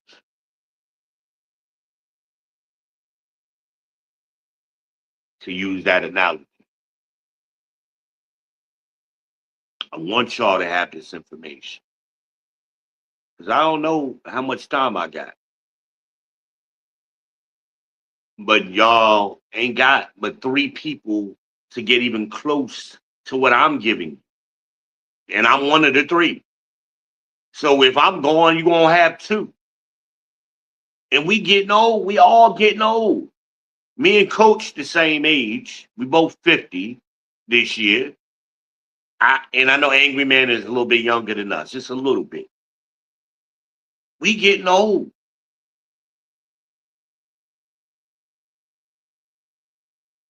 I'm trying to make. We fell in holes. We dug holes and we fell in our own holes and other holes. Nobody was warning us.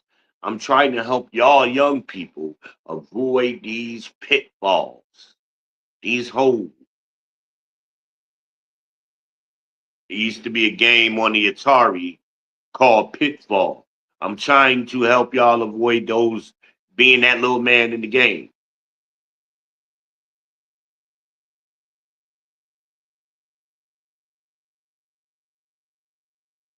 I'm trying to help you avoid getting beat with a flawless victory. Flawless victory, right? Yeah, Mortal Kombat has been around forever. Some of y'all didn't know that. I played the original. I remember in college before, the football games got popular. I never got into them. Or there was no 2K.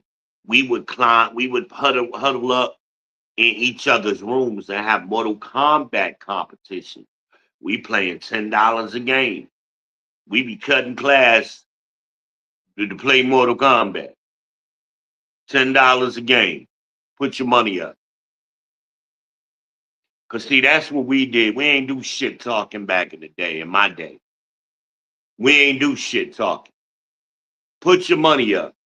You claim you a certain thing, or you could ball, put your money up.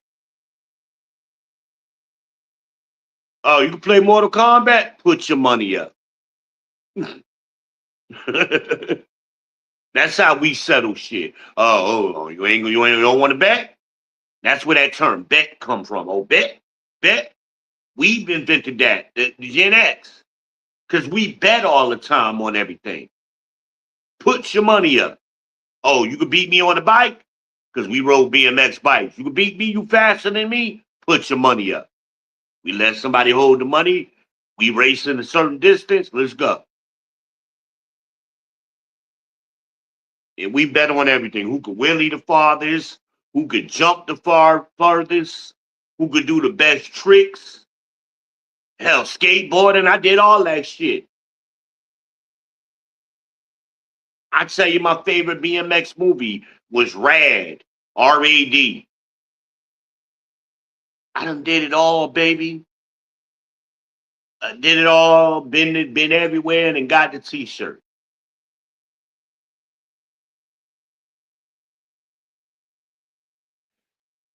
Again, that's the similarity between me and Coach. I mean, I think he said something recently. He done been in almost 49 states or 48 states, he said. That's a lot of, he done seen the country. Now, I done been in a few. I ain't been in that many. I ain't gonna compare to that. But see the country before y'all start trying to travel the world. Get to know this country. Y'all don't know America. And interact with people. I ain't talking about drive through. I done been up and down the East Coast and I done stopped in every state. Interacted plenty of times from fucking the Florida Keys. The furthest I've been is what? Up north is Niagara Falls. I done been into Canada, all over Canada. Quebec, Old Quebec, Montreal, Ontario. Ontario, they got an amusement park. What is it? Is it Canada's Wonderland? I can't remember. That's the first time I was on a stand-up roller coaster. Horseback riding in Ontario. Did it all, baby.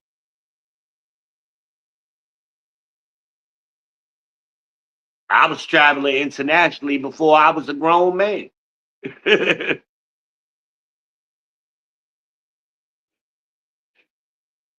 And if I get my kidney situation together, when they give me a new kidney, I get my passport and I may do some things, but I'm gonna get it. I'm gonna always be trying to take me places, but that ain't a big motivation for me. I'd rather see this country.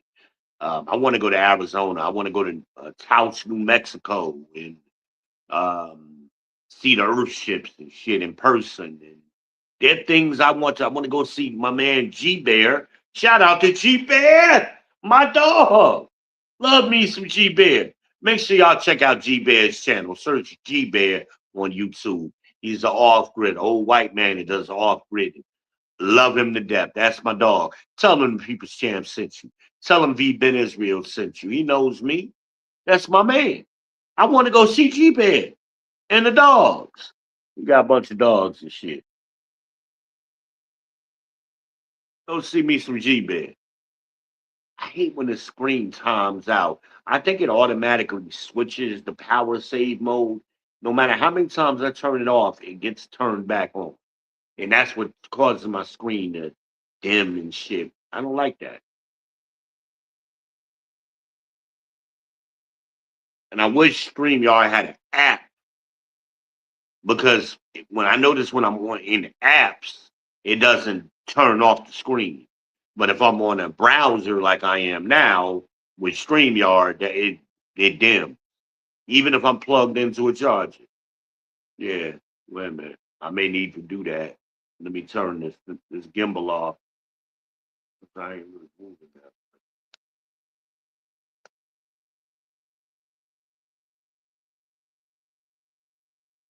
Okay, I turned it off. Okay, because now I'm running in my mouth. I need to make sure I got some power because I didn't plan on doing this long. But since y'all rocking with me, y'all know the rules. Y'all rocking with me, I'm rocking with y'all. I got a little bit of hydration.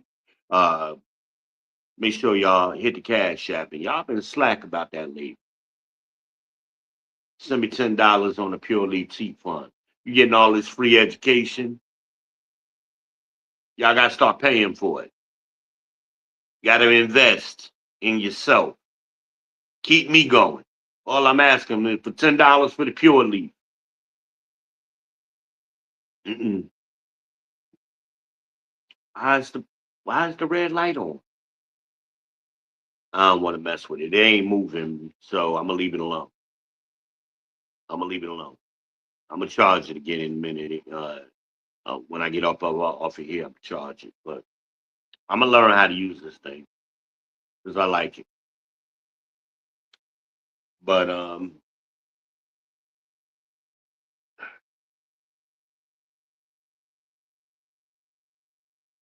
waiting for it. It's a delay, but YouTube shows a delay from when I'm monitoring myself. It's a couple of seconds behind, so I'm trying to check it out.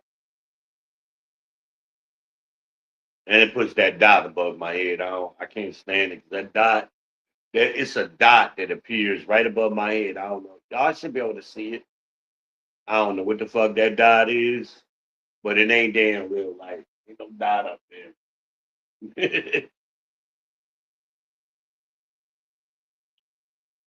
um,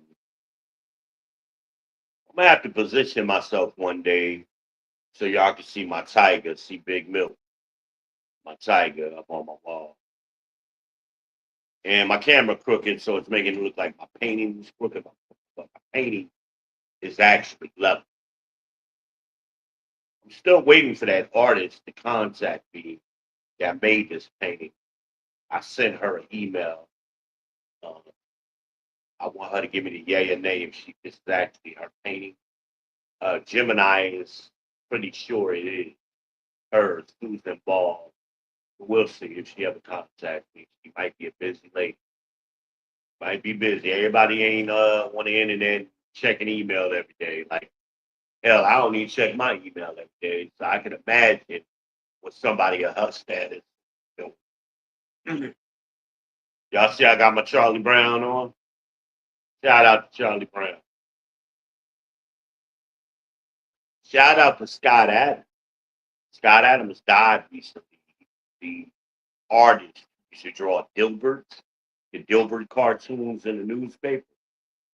Yeah, I used to buy his books too. His books were very good. Scott Adams, shout out.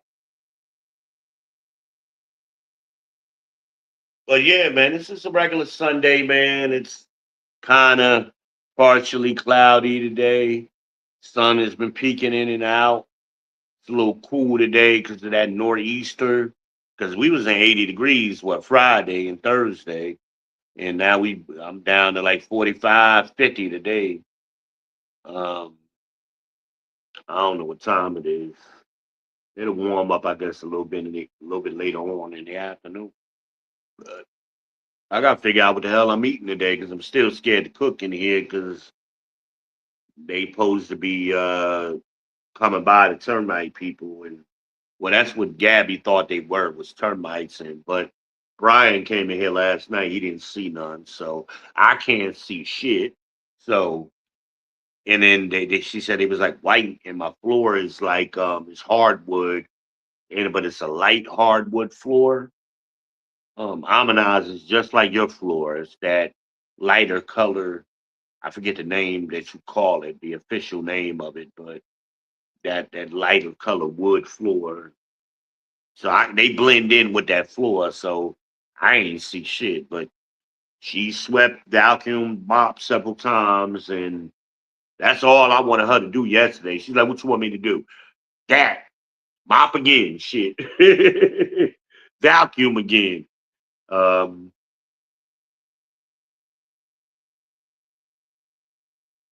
but oh,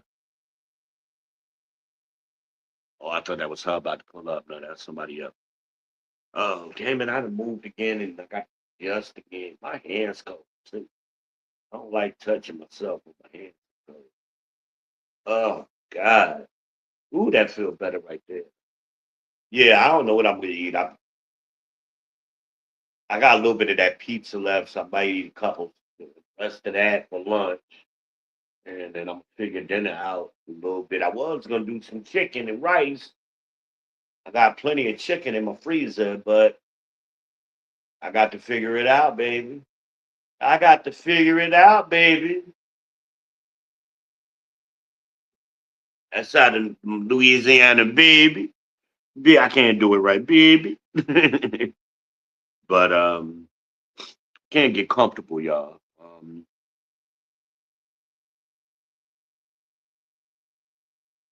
Feet are a little cold right now. Do I have socks on? Yeah, of course I do. Um, but I want this. Oh, you know, that's probably what I need to do is close that screen. The air was blowing in good though, but it's not. It's a little chilly. Let me close this screen. That's why I'm cold.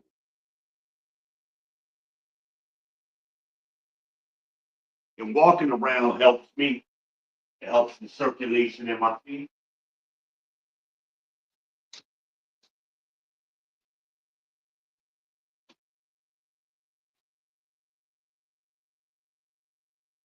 Yeah, it helps the circulation in my feet when I walk a little bit. Um, yeah, I closed the screen because Gabby had it open when she was in here mopping with the bleach, and I just left it open because it was still nice yesterday.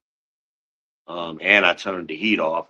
Damn it, I should probably turn that back up. Hold on,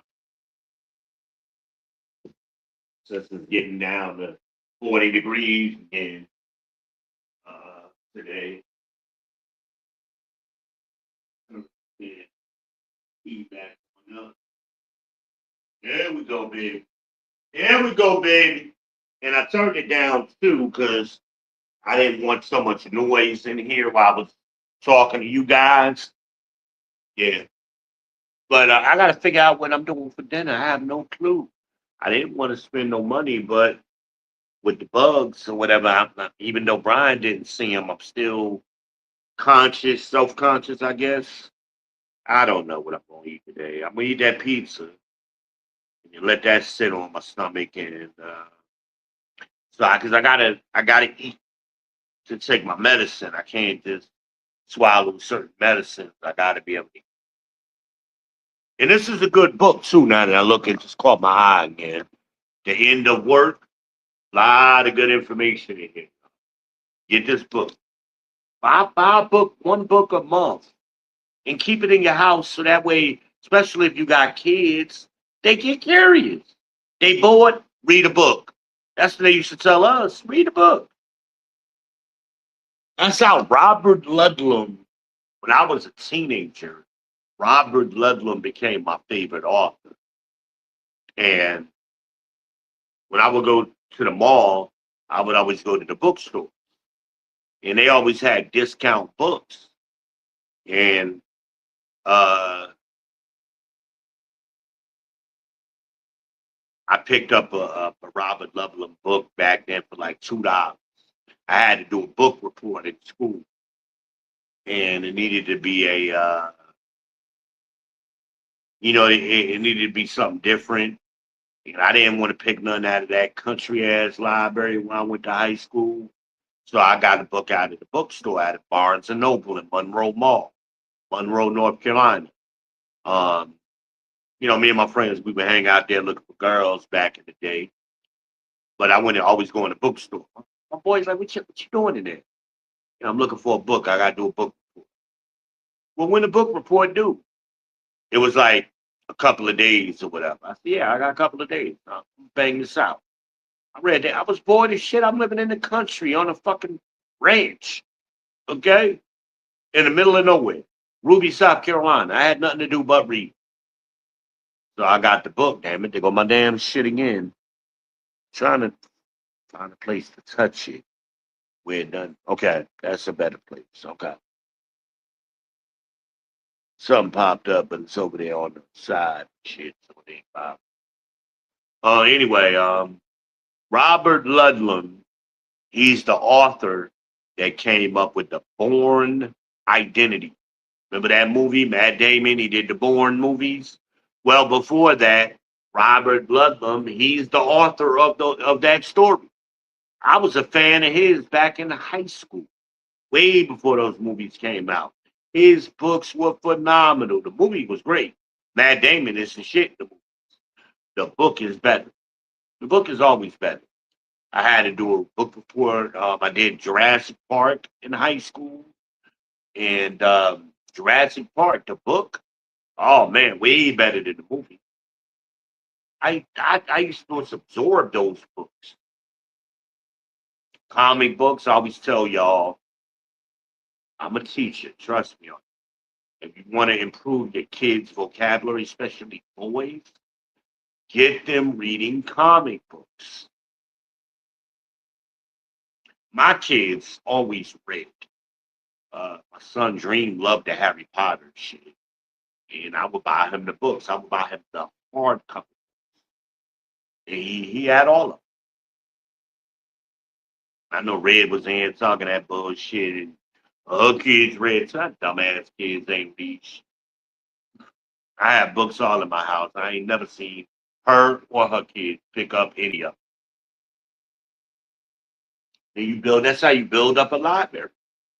You see people with libraries and all kind of books behind their heads. And I'm not talking about law books. They're a lawyer.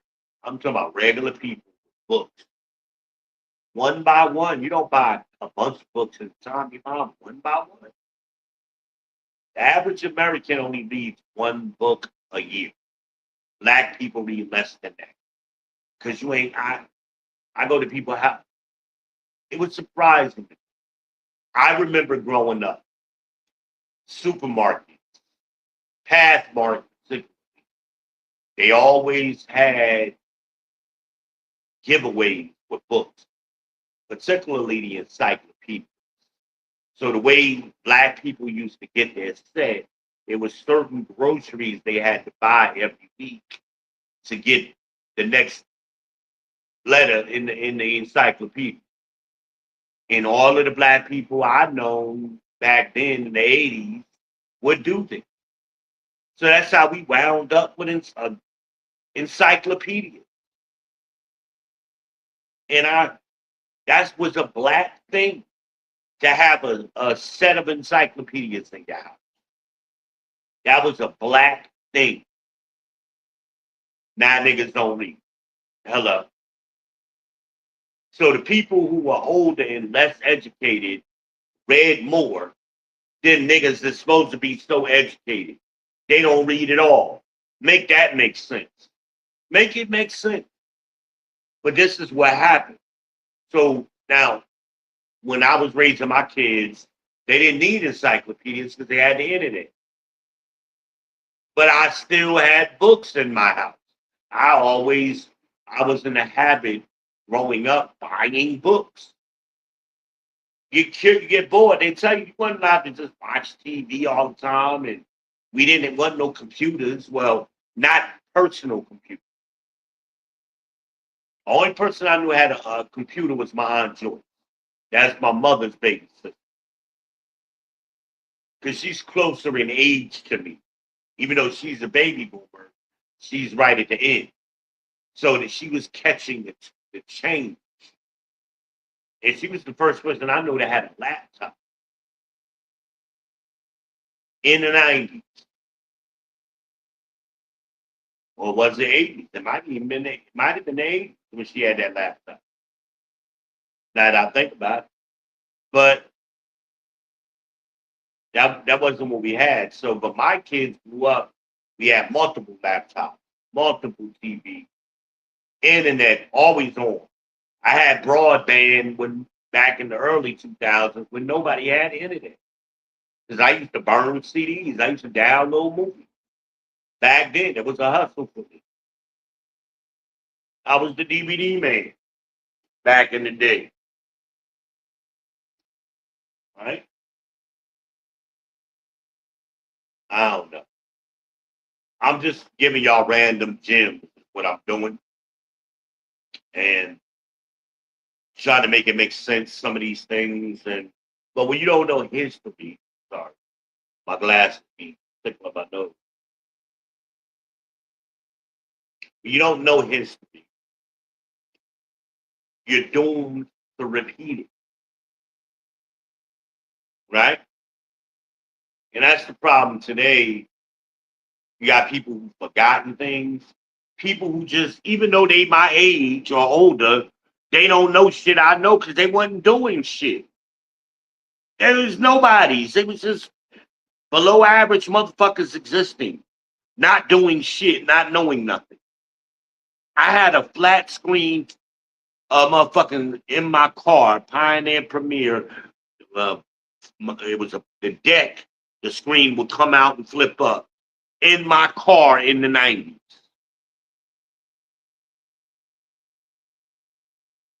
Now motherfuckers is bragging about a flat screen they got in their house. I've been had that shit. I remember when my what was it, 65 or 70?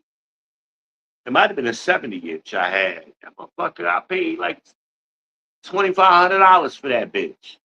And we had a 3-bedroom apartment. People would walk in and be like, God damn, what the hell size TV is that? And all of the kids would come over, Dream would hook up the PlayStation in the living room. And everybody playing Mortal Kombat or whatever in the neighborhood. They love coming to my house because it's TV. And then I'm in the back doing something in my room. And Dream like, oh, let me get my daddy out here. Yo, daddy? Yeah, you don't want to play my daddy in Mortal Kombat. Then I'd be out there with the kids, playing Mortal Kombat with them. And I would do random. Like it would select my character for me. It didn't even matter what character I had. I'd be whooping all they had. I was nice in Mortal Kombat. I've been playing it since I was a kid. How your daddy get so good? He been playing it forever. Now, my favorite game, though, that my son got me hooked on was the Ratchet and Clank games. I love Ratchet and Clank. Different weapons and shit. Oh, I love that. That rhino weapon. Oh, shit. Shout out to Ratchet and Clank, baby. That was my shit. I don't even know if they still make them because I can't see well enough to play those video games anymore. I could watch somebody else play them, but it's too fast for me for my eyesight. I can't keep up. Man, I miss playing Ratchet and Clank though. My kids always had the latest game system. Um, Books though. Even though they had the game, they had to read books.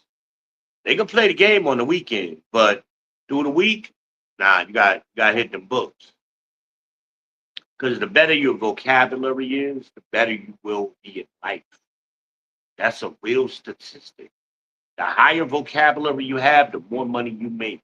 Your vocabulary is directly tied to your money. They're inversely related. Y'all like that? Like I did that? Inversely. Yeah. Inversely related. Money and vocabulary, they're inversely related. Remember that. Write that down. Y'all got your notebook out? Y'all need to get y'all some composition notebook. For the People's Pod, get one for the People's Podcast. Take these little notes and gems. I tell you when to write something. I'm a good teacher. Don't write everything, but I'm pointing certain shit out to you. Write this down. Vocabulary and money are inversely related. I can talk louder now, the window closed.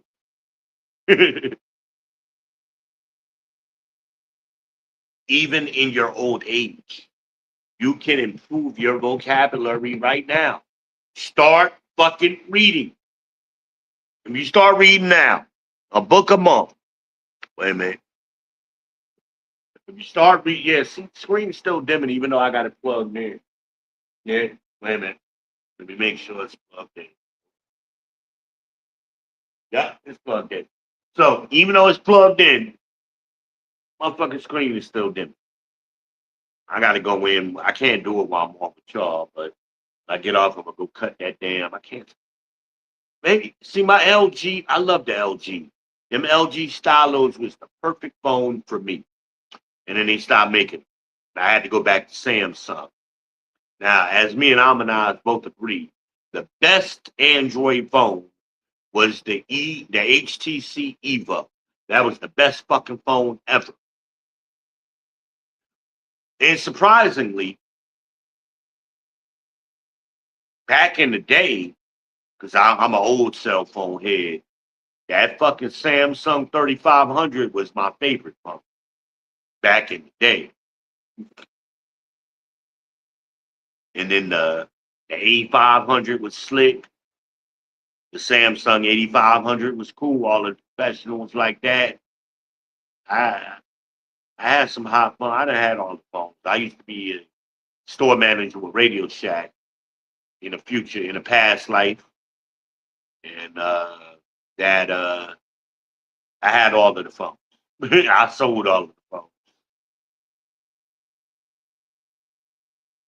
Don't talk to me about no phone. Phone head. I've been in the cell phone game since the beginning. The Star Tac had it. Everybody loved that little black Star Tac. The T100 or whatever the sister, the gray one, the bigger one. I didn't like that one. It was too bulky. The Star Trek was nice and compact, especially when back then I was a salesman on the at Pulley and Ford. And we didn't like having big shit on us. We just like that little shit. Put a little clip on there, sat right there. Oh man, it was the coolest shit. It was damn near the size of a pager. Loved that Star Trek. Worked everywhere, worked good, did the job. But my favorite one was that Samsung 3500, which was just a little bit bigger than the Star Trek, but you could do more with it. You could do more. You get on the internet with it, social media. The early form, you had a lot of threads and proprietary social media. Like Samsung had their own social media network back then, the forums. Yes, I've been doing this social media shit since the beginning. I done seen all iterations of it. Nothing surprises me. Well, no, let me don't say that. Things and the improvements surprise me. I get impressed by certain improvements, like the Gemini. Gemini impressed me, and I hadn't been impressed in a long time. Things that used to take me hours to do, and with Photoshop and multiple other plugins and apps and all kind of enhancements, I could just tell Gemini to do it in 30 seconds. It's done. The same thing that take me hours as a profession. I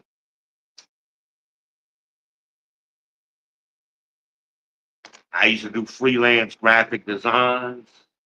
Always had side hustles and multiple revenue streams.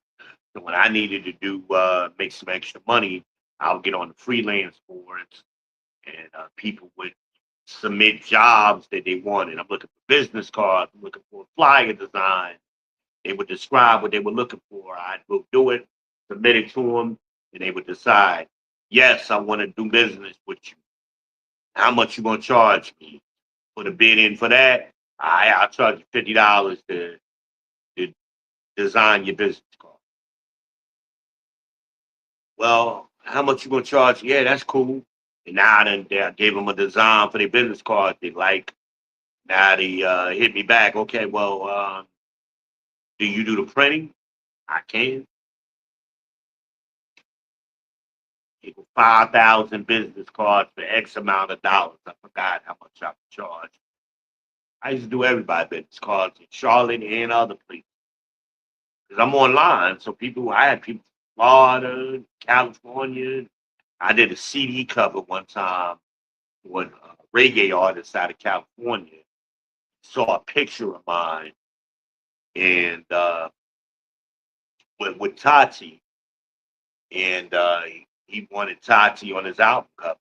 I told him I wouldn't. It was a funny thing because it was an offhanded picture that we didn't plan on doing, but it was one of them days. Me and Tati was driving around. Let's go. Let's do it. I saw a location. We hop out the car and got shit out the trunk. Boom. That one picture I took of her offhanded, $3,000 for one picture for that album cover. Now I maintain the rights to the picture, but I leased it to him for that one purpose, for that one album. You got unlimited use for that album. Couldn't use it for nothing else.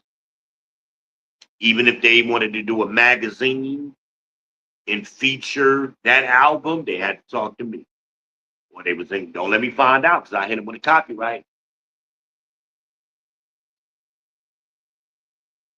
But most of the time, the contract I would set up with people like that, with my customers, long as you get my express permission, I wasn't hitting them up. They want to do an album like release in the Shorts magazine, for example, or whatever magazine. All the customer had to do, the artist, was hit me up, respect me as an artist, and I'll give them written permission. Yeah, you can do it, and I did because it was good for me. Just give me my citation. All you gotta do is say album cover by Dan Johnson Photography. That's all I want. You know how much business I got off of that? Then I'm getting up people like, damn, move that cat.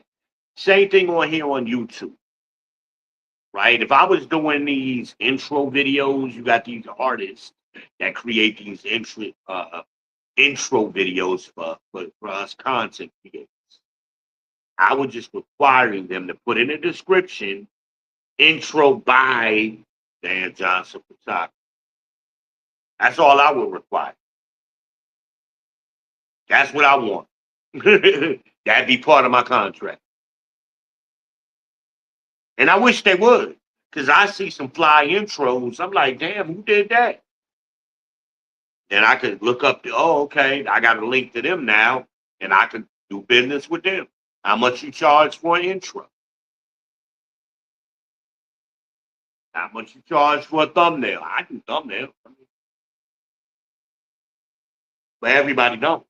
So, I mean, even if they only charge you $5 for a thumbnail, right, or $1, whatever, you know how much business they could get or are getting?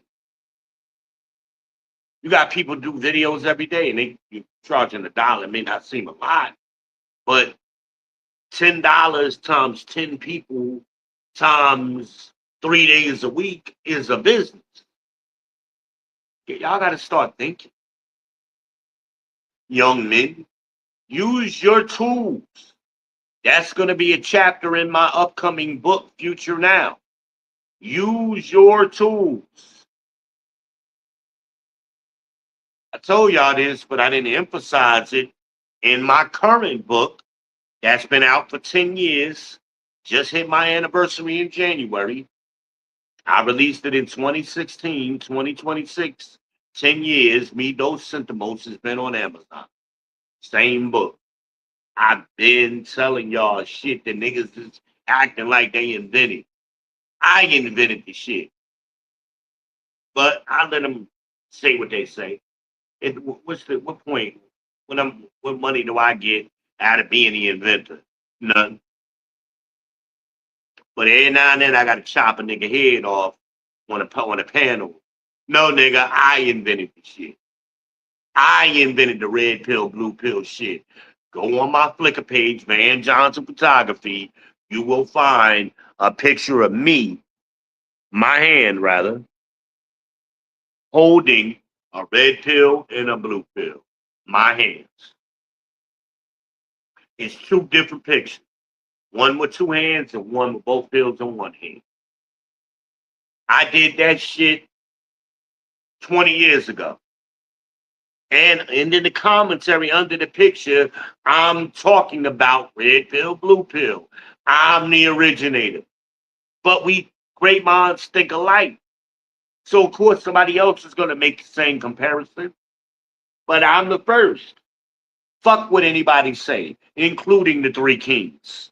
I said it first. And I recognize them when they say shit. I give them credit. Just give me my credit. And if you say some dumb shit, Obsidian, I'm going to get in your ass. Sperm is more valuable than the egg, nigga. And he was trying to talk over me and mute me and shit because I was chopping his ass up that day on his channel. Ask Harmonize. She was there 5 years ago, whenever the fuck that was. It was during COVID. Nigga saying that dumb shit. Sperm is more valuable. That shit is biblical, nigga. Moses taught us that shit. The fuck are you talking about? Sperm life comes from sperm. The egg does not live without the sperm, but the sperm lives without the egg.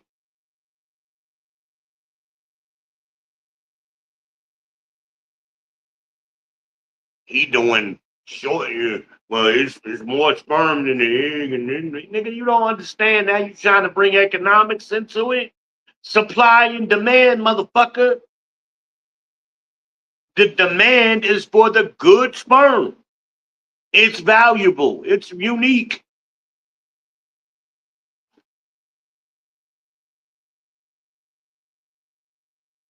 I had that argument about 5 years ago.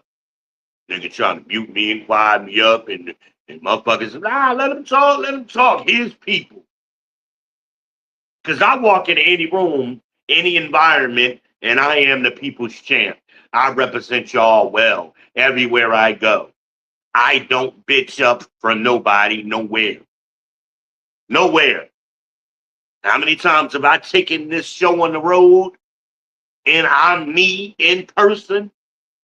I'm getting the reaction from women that I say I get live on fucking camera, impromptu. How many times have I done it for y'all to prove to y'all? I'm a regular looking motherfucker. I'm not fabulous. I'm short. I'm 5'8". 5'8" on a good day, by the way. Depending on what shoes I'm wearing. But on a good day, I'm 5'8". We're gonna go with that. I'm not a tall guy. Uh-oh, Amazon is here.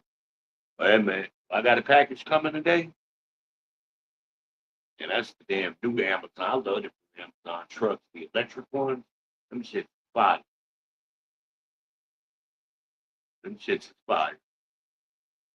I'm waiting for some of them to come on the market. Cause I be following the van life people, y'all. And the van life people always buying these kind of vans, converting them. I'm waiting for somebody to convert one of these motherfuckers. These bitches fly. I love these shit. And they sound like spaceships and shit when they drive. Motherfucking jets and shit. Hold on, y'all. Let me check my door real quick. If I can't look on my camera because I'm talking to y'all, I need another phone. The fuck I need.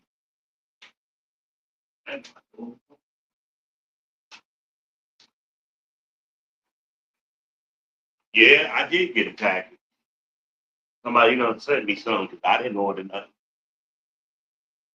Somebody sent me something. Let's see what we got here, y'all. We're gonna do a little unboxing, impromptu unboxing. Right? I know y'all just peeked out, flicked open my knife. Don't be a hater all your life. Get you a good pocket knife. You always should have a knife, young man. I always carry a knife everywhere I go. That's what the old men used to do. I ain't never seen an old man that didn't have a pocket knife. So that's why I keep one. That's what I do. Come in handy all the time, not just for these unboxings, but there's places in the real world where you got to cut through stuff. But it was a sign of being a man that you had a knife in your pocket. That's what the old men always did. Was grandmother was a knife person. After I buried my grandmother, okay, this is the spray that Joyce told me about. Okay. The thing, my aunt Joyce sent me this spray, and this stuff here is supposed to kill anything. Um, I don't know how she knew about it, but whatever this is, I can't even read. I forget the name of it. But whatever this shit is, it's supposed to kill everything. Kind of oil spray, and it kills termites, any other thing that moves, and it's not harmful to humans. Harming something, right? I don't know how good it is. Never heard of it. This is my Aunt Joyce. This is her solution to the problem. Because I was fucking panicking last night. I'm texting everybody, what the fuck am I going to do? I need help. I was like a little bitch in here last night, y'all. I'm telling you, I ain't like that shit. It ain't the problem. I got a problem with bugs. I can't see this shit. That's what bothers me.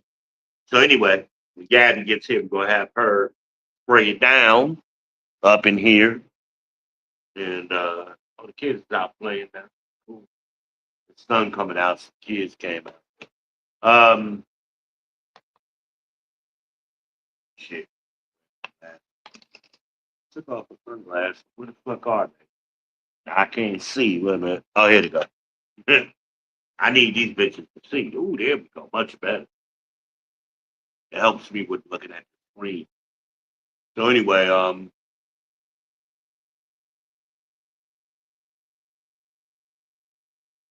I was talking about the van life shit. Yeah, I'd like to see somebody convert. Somebody may have. I may need to look it up. But I'm certain things fascinate me. And if I was still working, I would do a van life conversion on my own. Or I think you young men need to get into expediting. Get you a cargo van, go to work. Work for yourself. That's the way I see the economy going. And everything is going to be delivered pretty soon. My theory is that Walmart is going to become like where you're just going to have to order. You can do that now, but I think that's the way everything is going because of late. And I walk around in Walmart, I see a bunch of people standing around not being productive, and they getting paid, text on their phone and shit, with their little yellow vest on, not doing nothing, leaning up against the wall. Walmart is paying attention to that too. And they're making moves to position themselves to become like Amazon. That's why they got the Walmart Spark. That's their delivery thing. And everybody's going to be an independent contractor because it's more cost effective for a business to do it that way. Make you a 1099 as needed employee instead of paying uh, a fleet. And they may do it that way too. They may have a small fleet like Amazon has of dedicated Amazon company drivers, but they also got a bunch of gig 1099 workers doing Amazon deliveries too. That's what does Walmart deliveries now. Walmart don't have any fleet yet, but I'm pretty soon they're gonna go that way. And automation is gonna go in. You're gonna have a lot of things happening at the same time. You're gonna have automation. Um, and pretty soon the only people gonna need inside of the store, inside of those they're just gonna convert those Walmart locations into many distribution centers. And you're just gonna have people doing stock shit. You're gonna have people doing stock, stocking up and loading up shit, shipping it out. That's they're gonna change over to that. And they're gonna start out by doing a couple of them. And then after that it's gonna be you ain't going into Walmart no more for nothing. Think about it. Instacart's that way, Amazon's that way, Walmart does it partial. They're gonna go full time. Why do you need to go inside? My TVs, I didn't they came from Best Buy, but I ordered them on Amazon. And they shipped them from Best Buy. So essentially Best Buy was the distribution. And it was Best Buy local. It was the Best Buy in for my big TV, it came out at Best Buy in Charlotte in Midtown. And the one in my bedroom, the small one, came from Best Buy local here in Gastonia. But I ordered both of them from Amazon. I didn't have to go see these things in person. Now I'm sure they're gonna have specialty stores still for people who want to order or look at the more expensive TVs in person. You know, real TV buffs. But that's just a niche. Most people look at the box. I want it. Let's go. That's why Walmart just had the boxes in the middle of the damn aisle. Nobody go look at the actual TV. They all about the same anyway nowadays. I can tell everything on the box I need. I read the description of this motherfucker. It told me what I needed on the description in 4K. It was a Fire TV in 4K. That's what I wanted. That's what both of my TVs are. And I love it because I be watching something on this TV. When I go into the bedroom, I go into my little phone on the YouTube app and switch it to the other TV and it'll move it from this one to that one. I love being able to do that. And then if I'm in the bedroom watching something and I come in here, same thing. Because a lot of times I be watching stuff while I'm laying down. And then once I get up, start moving around, decide to come in here and eat breakfast or something, I just boop, swap. Just like an Echo Dot. You can do the same thing with an Echo Dot with different things. You can switch it from device. You like if I'm listening to music in here on an Echo Dot, I can switch it to an Echo Dot in the bedroom or in another. I love it. I love being able to do that shit. I'm a gadget guy. Y'all still rocking with me? Yeah, damn man. I'm gonna keep talking shit. I got shit to talk about. Y'all get me fucking talking. I'm in this house by myself. I don't be talking unless I got company on with y'all, man. So other than that, I be quiet. Because I be in here studying or I be talking to Gemini. Use that Gemini. I keep telling y'all, write this down. This should be a reminder for yourself. Use Gemini. 30 minutes, 3 days a week. Monday, Wednesday, Friday, or whatever. Saturday, Tuesday, Thursday. Whatever your schedule is, make a point to get on Gemini for at least 30 minutes a day. Play around with it in the beginning, and you'll start figuring out ways to make it work for you. Organize your calendar, set things up, reminders for yourself. Use Gemini for that. Y'all still doing entries in your calendar manually? Really? I just tell Gemini, hey, Gemini, add Dr. Briggs' appointment. Matter of fact, I just copy and paste the shit and tell Gemini, add this shit to my calendar. But I could verbally say it too. I could do it either way. And it be in my calendar like I want it, location, the map, everything. Reminder. Only thing I'll do every now and then is I'll go in and color coordinate stuff the way I want it. Other than that. But once you add like one entry and it's gonna be a reoccurring entry, for example, like my dialysis point. That's ongoing. So I just had them add a Monday, Wednesday, Friday, right? And then I go back in and color coordinate them and set them to be a reoccurring event so that way onward, each future event is color coded the same way. I just like seeing different colors for different entries.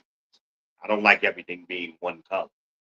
It makes I could just glance at it and I know blue is this, sage is that, blueberry is the, however you whatever calendar you use. Now I don't use the Samsung calendar. I use Google's calendar. And I like Google because everything is universal with Google. So Google owns so much stuff. It's all integrated with one another. So I like being able to use Google with my Gmail, with this, with that, That's just my preference. But whatever calendar you I use the tasks. I like that. Um,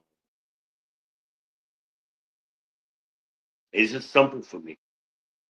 And I like simplicity, but use your tool. I'm a minimalist.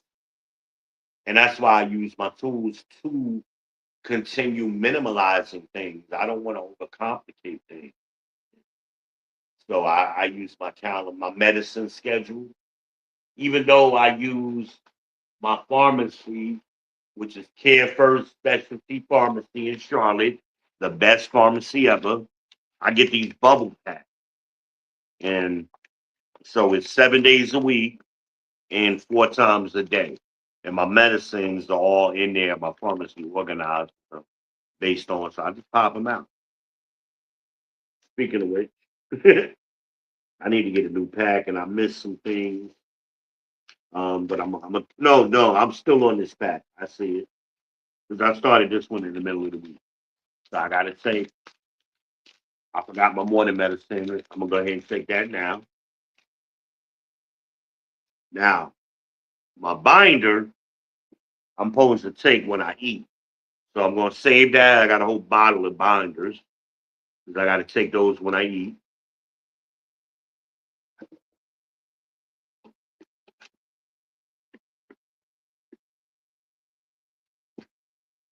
Boom, done. Love this.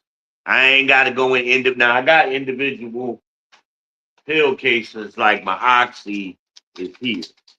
I keep this separate because I take this as needed. But so I don't have a reminder for this. This is when I need to take it. I'm in pain. I take that. Um, and my extra clonidine. My extra clonidine. I got a clonidine patch that I wear, but I have extra clonidine in pill form. It's for my high blood pressure. When I feel or I check my blood pressure and it's elevated above 200, I pop one of these and that'll drop me down. Yeah, so that's how I make it work for me. Make it work for me. Should I go ahead? Yeah, this is mine. This is another binder I'm supposed to take with lunch. So I'm popping it out and putting it in the pill bottle. I take it when I eat. Boom. Done. Very simple. I try to keep my life simple and organized. Some people like having 1,000 pill bottles, not me. And then if I'm going somewhere, I grab that, throw it in the bag, and I'm going. Especially when you're traveling, because I remember when I went to in during COVID, I went up to New Jersey when I got on the plane. I had that, and it made it easy for the TSA people. What's this? That's my medicine. Oh, okay, cool. Boom, go. They ain't got to look at each pill bottle and all of that. No, they ain't do that. Because they got to check for narcotics and things. So I purposely didn't take my oxy when I went, because that's a narcotic, and I ain't gonna have to explain shit. But I could have. They would have just they would have just had this one bottle to look at. They could verify my name on this. Hold on. They could verify my name on this, and it's me. These my pills, and keep it moving. And believe me, they know what the pills look like. That they do it every day, all day. They know. What is that? How is that in there? Let me throw that in there. It shouldn't be. Um, Simplicity is what I'm about, and organization. Organize your life. Get your shit organized, and Gemini will help you. 30 minutes a day, 3 days a week. Do that for the next year. You will be better next year. I assure you. I assure you. Write that down. Gemini, 3 days a week, 30 minutes each, minimum. And if you're using it properly, that 30 minutes is going to turn into an hour. The hour going to turn into 2 hours with your interaction with Gemini. If you're expanding your mind. If you're just asking Gemini stupid ass questions, um, it ain't gonna help you. When the next Batman movie come out? Stupid shit like that. If that's all you're gonna use AI for, you're not helping yourself. Ask some real questions. I go down rabbit holes, like I tell you, with my doctor's information, having them explain things to me, and then in that conversation, there are medical terminology I need broken down to me. They'll read that shit to me too, and explain it to me and simplify it and ask me questions. Hey, would you like to know more about this? Can I help you with that? Would you like to schedule this? Use your tools. Black men have always been behind, black people always been behind when it came to adapting to new technology. Go back to the turn of the century when farming equipment became a thing and it eventually replaced manual labor. Black people was behind. We weren't positioned to take advantage of it. We didn't have no resources, no wealth, power, and resources. So we couldn't buy the farm equipment. Some of us worked for white people who had the money, and we learned how to use and maintain the equipment, but we didn't utilize it for our benefit. When I say us or our, I mean us as a community. Now, as an individual, some of us made it work, but we didn't move as a group. See, we didn't come together collectively and buy the equipment. We think like individuals, not as we don't think as in group economics. We don't practice that. Dr. Claude Anderson has a whole chapter in multiple books about group economics. And that's what we fail. We still doing it today. We don't use the technology. Ooh, shit. We don't use the technology to you got dumbass niggas as my age and older. I don't use that internet. I don't do that social media. Nigga, are you internet is everything now. And it has been for 30 years. What the fuck are you talking about? Why are you driving a car? Why you don't just get yourself a horse since you so old school? Why you got electricity in your house? Why don't you just get some fucking candles and shit in the lantern since you old school? They dumb. They want to pick and choose. Niggas is still riding around listening to regular ass radio. You ain't got satellite radio yet, nigga?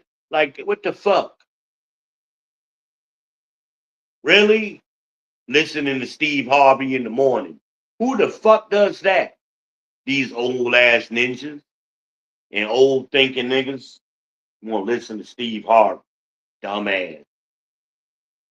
Just because somebody has financial success doesn't mean they are intelligent. And it doesn't mean they did it purposeful. They got lucky. They got lucky. And then they parlayed their luck into some success for themselves. That's what Anton Daniels did. He caught lightning in the bottle and he parlayed his success and started buying real estate and getting smarter. And I respect that. Doing it well. Now I got some philosophies that he and I disagree with, but that Tamika situation, he fucked that up. He fucked it up. And then he left them what did Art of Hustle? Man, if a man show a weakness, it's because that weakness really exists. Y'all don't know what I'm talking about. Go on YouTube after this, search the Art of Hustle. The Art of the Hustle. Watch it, listen to that video. It's a hip hop video. Listen to it. And he says in that video, he does a little monologue in the middle of the video. If a man show a weakness, it's because that weakness really exists. And that's Anton right there. The weakness was there. He pussy crazy now because he wasn't getting pussy all his life. He ain't me. I've been getting pussy since elementary school. It's elementary, my dear.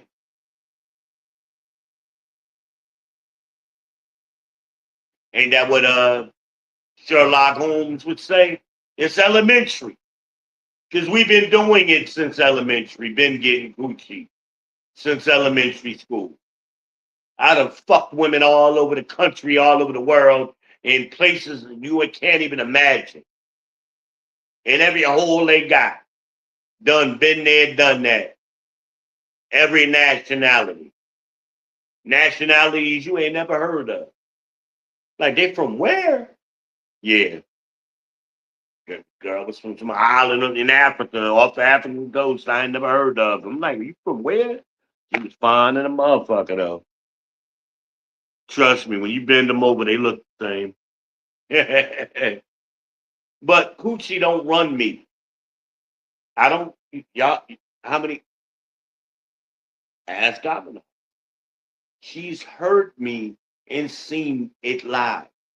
I ain't never, in my condition now, I get more pussy than these young boys. Please believe it. And I got the video evidence to prove it. Maybe I'll start an OnlyFans or a local or something. Y'all gonna have to start sending me some money for me to share that with you. But your boy gets busy. It's my feet that's the problem. The rest of me works good. Please believe it.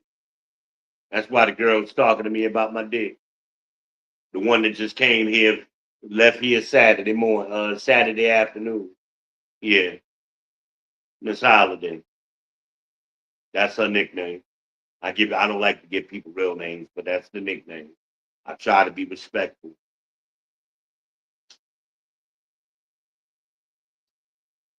She had to come get some act right. I had to give a little bit of that act right, y'all. Just a little bit. Just a little bit. Y'all niggas, but niggas like Anton new to the game. He's still new to the game. Where and he's had more success. I ain't never been no millionaire. I respect that. That's fine. Ooh, that's that YouTube money. He caught a lick. But it wasn't because he built up to that from like, you know, no, all of us on YouTube, we trying to catch lightning in the bottle.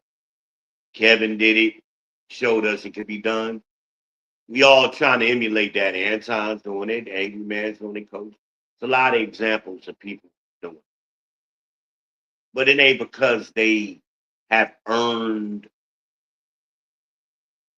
like some earned skill that they developed over years that led to where they are.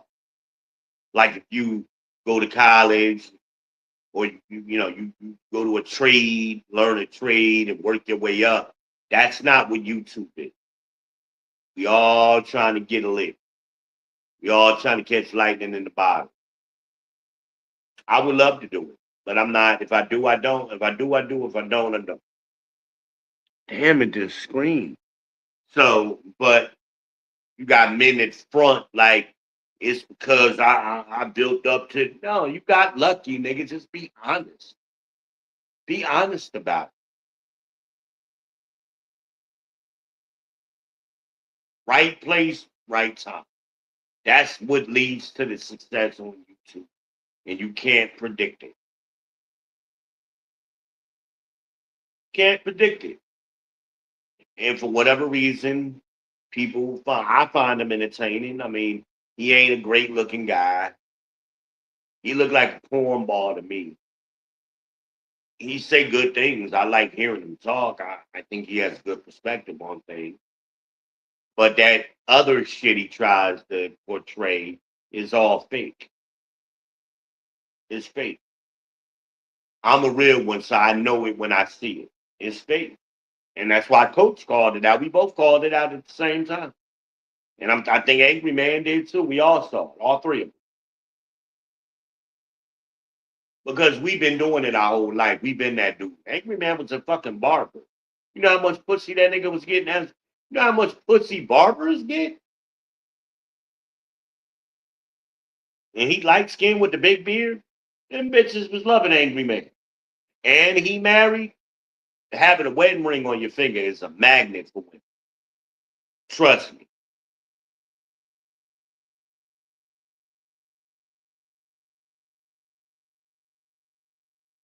But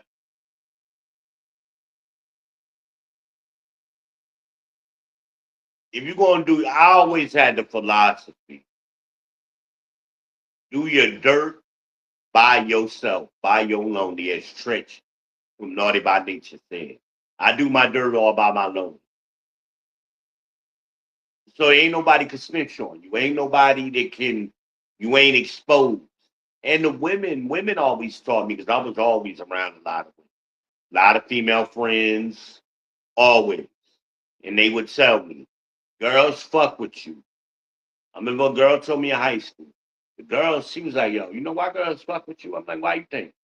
She was like, because you don't talk. You don't kiss and tell. She was like, I respect that about you. So I know I could trust what you, what I say to you. You ain't gonna repeat it to somebody else. And it ain't gonna get around the whole school. She's like, that's why you get so much pussy. I was like, I never thought about it like that.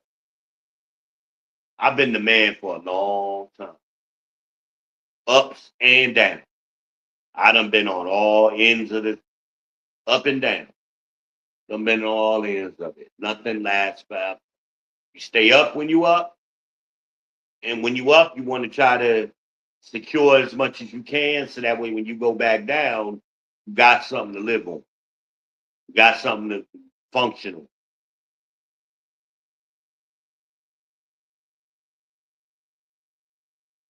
Even at my worst, I was better than these niggas. So I just laugh at clown ass niggas. Even at my best, even at my worst, I was better than you at your best. My worst was better than their best. Think about that shit. Write that down. My worst was better than their best, and that was by design. I designed myself as a young man. I wanted to be better than other men. I've always been competitive like that. But I didn't brag about it. I didn't make no big deal about it. I'm not up on no podcast every day talking about, I'm a fly ass nigga. That's some bitch nigga shit to say. Just be a fly ass nigga. Every fly ass nigga I knew, and the flyest niggas I knew back in the day, they was gay. The gay dudes was the flyest. Real talk. They wore the best clothes. I tell you, my cousin was gay. Is gay. And that nigga, my cousin Russell, he don't mind me saying that. He gay, flyest nigga I know. Flyest sweaters, flyest shirts, flyest clothes. That's how I learned about shit. Prada. This nigga was wearing Prada in the 80s. Who the fuck does that? Nobody but the gay dude. Because they was the ones going to the fashion shows and shit, and throwing the fashion shows and modeling. They knew all of the fashion shit.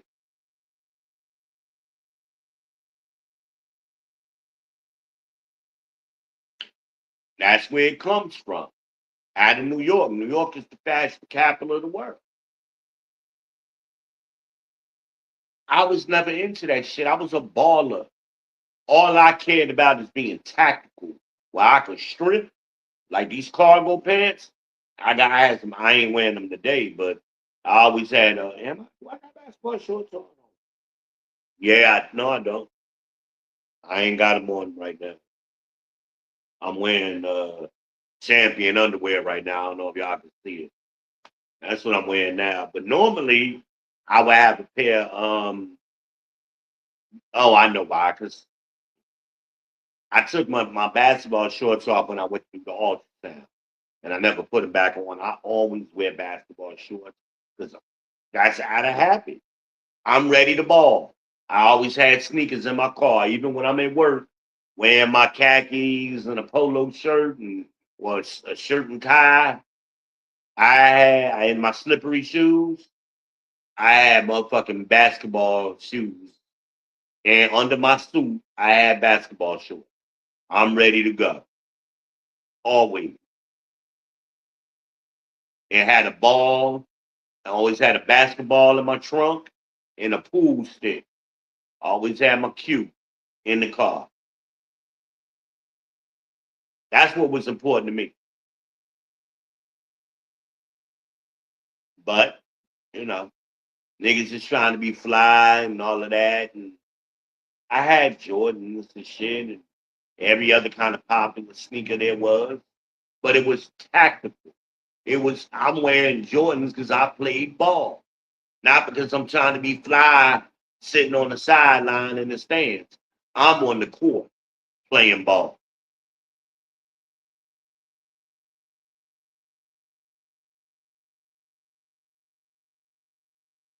Then I had my track shoes. When I ran track, my track bag, I had a bag, through my track bag. That's what I called it.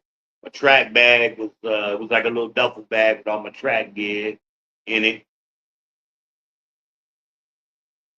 and underneath my sweats when I was running track was my tights, and that's what we did. We on the bus or be in school with our track suits, especially we had to meet after school. We had to, we would switch into our track gear right before last period.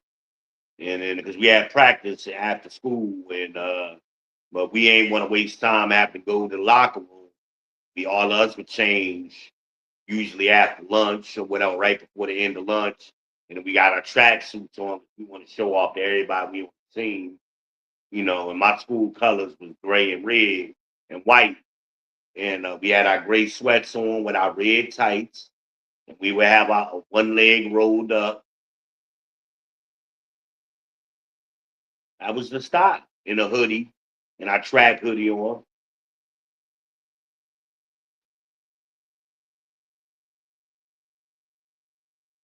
Yep. And what made me realize as a little dude that I could compete athletically. I could jump. I always could jump out the gym. Always as a little dude in middle school, they used to call me Air Van. But when I got to high school, there was an older guy. He was an upperclassman. His name was Michael Foreman. He played for Oklahoma, football for Oklahoma. But Mike was my height. Mike was the best athlete I ever seen. He was phenomenal. And he told me, he was like, because of our height, we got to outwork everybody. We got to exercise more than them. We got to, you know, be in better shape than them so we can perform. We got to run further. We got to practice harder. And I took his advice. And when I became an upperclassman, he graduated and I became that dude. He was the dude. I became that dude. At multiple high schools. I went to two high schools. I went to high school in New Jersey and high school in South Carolina. I was an all-star everywhere I went. State championship for long jump, triple jump, and 4x1 for track. Same year, basketball team went to the championship. Same year, football team. First time in the school history, all three sports. Hell, I think the baseball team went to the championship too, and the softball team. And we had a phenomenal group of student athletes. There's most of us was in the top 10 in the school. I always been competitive, not just with athletics, but with academics as well. So I'm an all-star athlete and a top 10 student. I would have been in the top three if I hadn't transferred, because a lot of my credits in New Jersey didn't transfer to South Carolina, like the African history. That was a class in New Jersey, was not a class in South Carolina. Not that you get credit for. Black history, whatever you want to call it. I think there's a difference between Black history and African history. Those are two different things. Write that down. Write that down. There's a difference. African history versus Black, foundational Black American history. That's the difference. Obama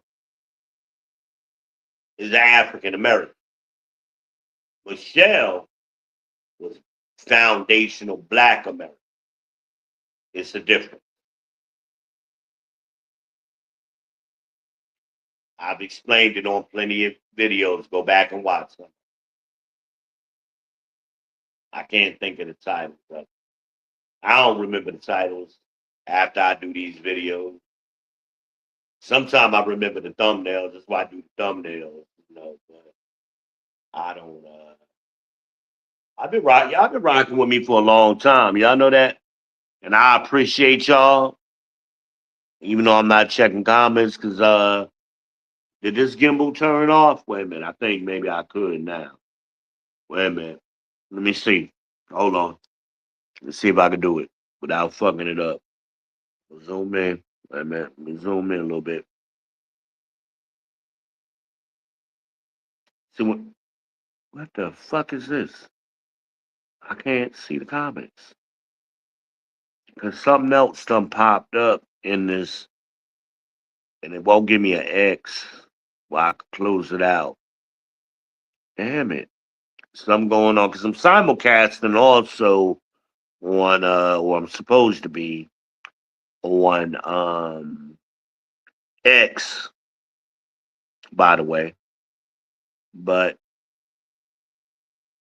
I can't see the comments. Let me click over here and see if I can go back to the comments. Now, see if that clears it up. No, where is that?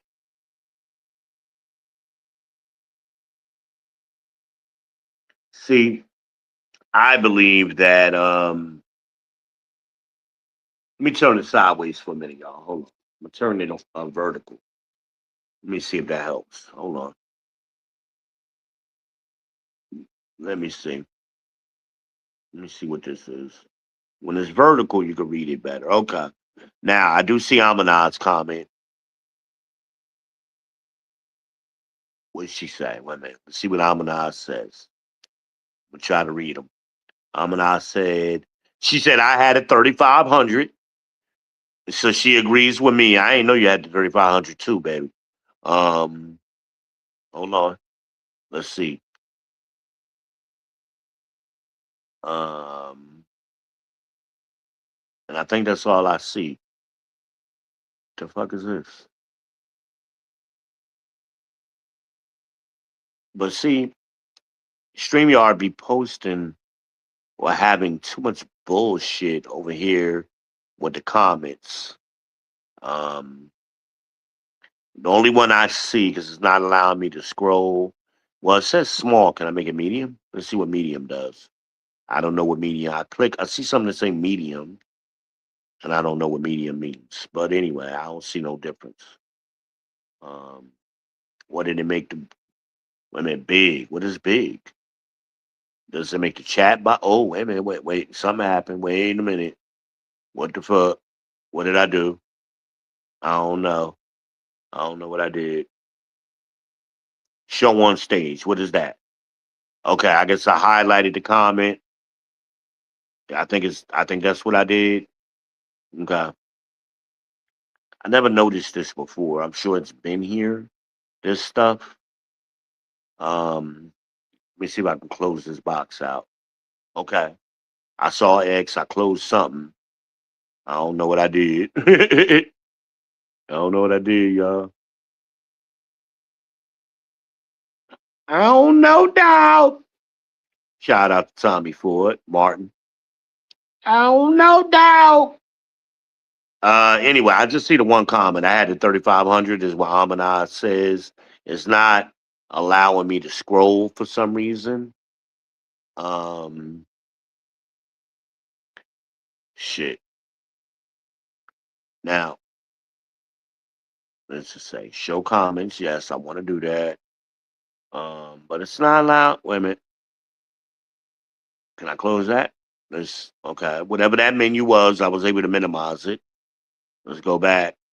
Let's go back to comments. Okay, now I see Amanaz says Evo 4 forever. Yeah, no doubt. That Evo was the shit. I'm singing them now. Wait a minute. So Amanaz is definitely here. Make sure y'all support Amanaz. Please post a link to your channel. Okay, so I see those comments. I see and I'm scrolling a little bit. Hold on. Wait a minute. What's this? She says Arizona is dope. Yeah, Amanaz is the traveler. She travels for real. Like a lot of people talk shit that they be doing shit. Harmonize do it for real. And I see, yes, I do something. So it's let me scroll a little bit. I see her channel. Make sure y'all subscribe. Hey y'all. Yeah, yeah, okay, cool. So now I can scroll. All right, let me zoom out. So I can come back to me and then do this. Go back landscape, because that's what's most comfortable for me. Okay. All right. All right. So I know I gotta turn the gimbal off. We got maybe I need to write this down. Turn the gimbal off and then I can rotate and play with it a little bit. That's something that is improved because StreamYard usually didn't let you do it like that. It'll fuck everything up. But it was easier. But they need to work on that interface, user interface with the comment section when it's in widescreen format like I got now. They need to make it more user friendly for mobile.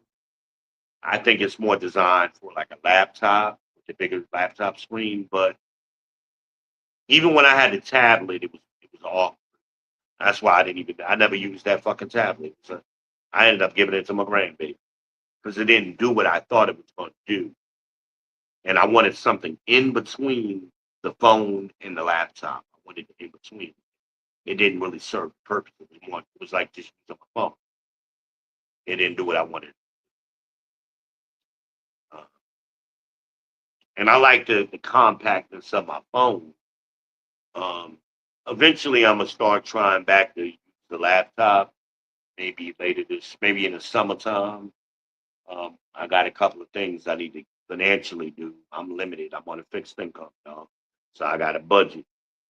Yeah, I see her comment now. I'm gonna leave it up. I'm gonna leave it up for now.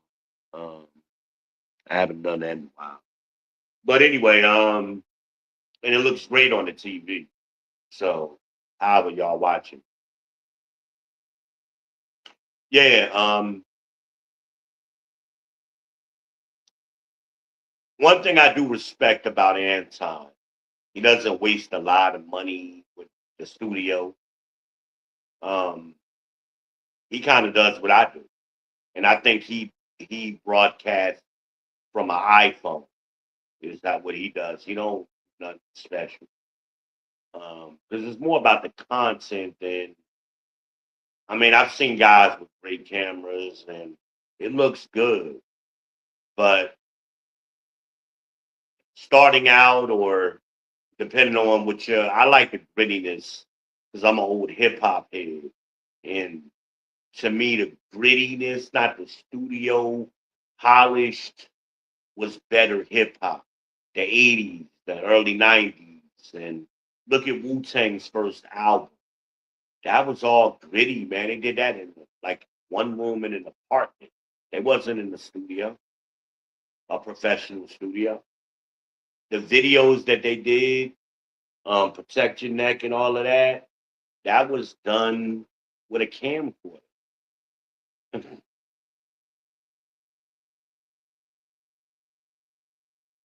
I'm sorry, y'all. I had to look on these glasses. I was wondering what I was seeing.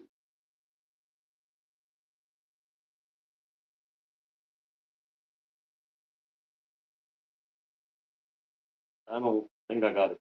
Do I got a cleaning glove?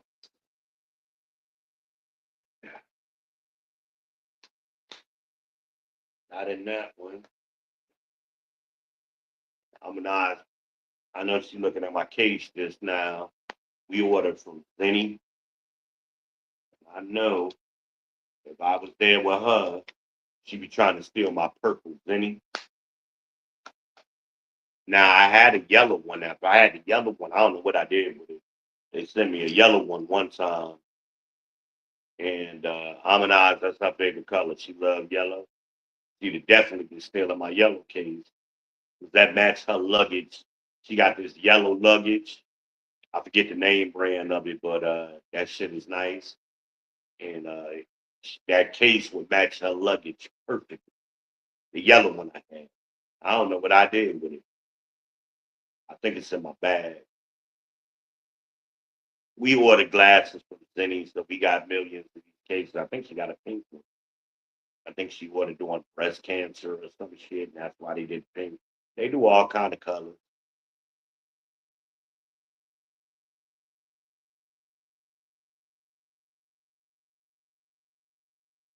Okay, that's a permanent scratch. I done fucked up my sunglasses. Shit, I need another pair. I seen these ones on Facebook, but they don't come from Zenny. And I've been trying to find like a comparable pair. And I can't. I ain't found it yet. I may have to construct it because like the arms of the glasses are wood, but the frame is metal. They blue, and they kind of like aviators, but they more squared. Um, these are more rounded. But they kind of. I like squareness. It fits my face better, I guess. My daughter's like that too, because she got imagine got a little old face like my mother and her mother.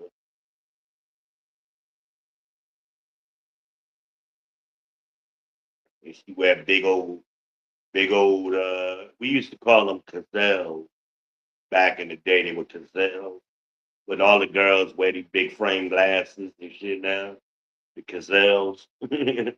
It's funny how things come back around. This is how we do it, Dad. I said, baby, we did the same shit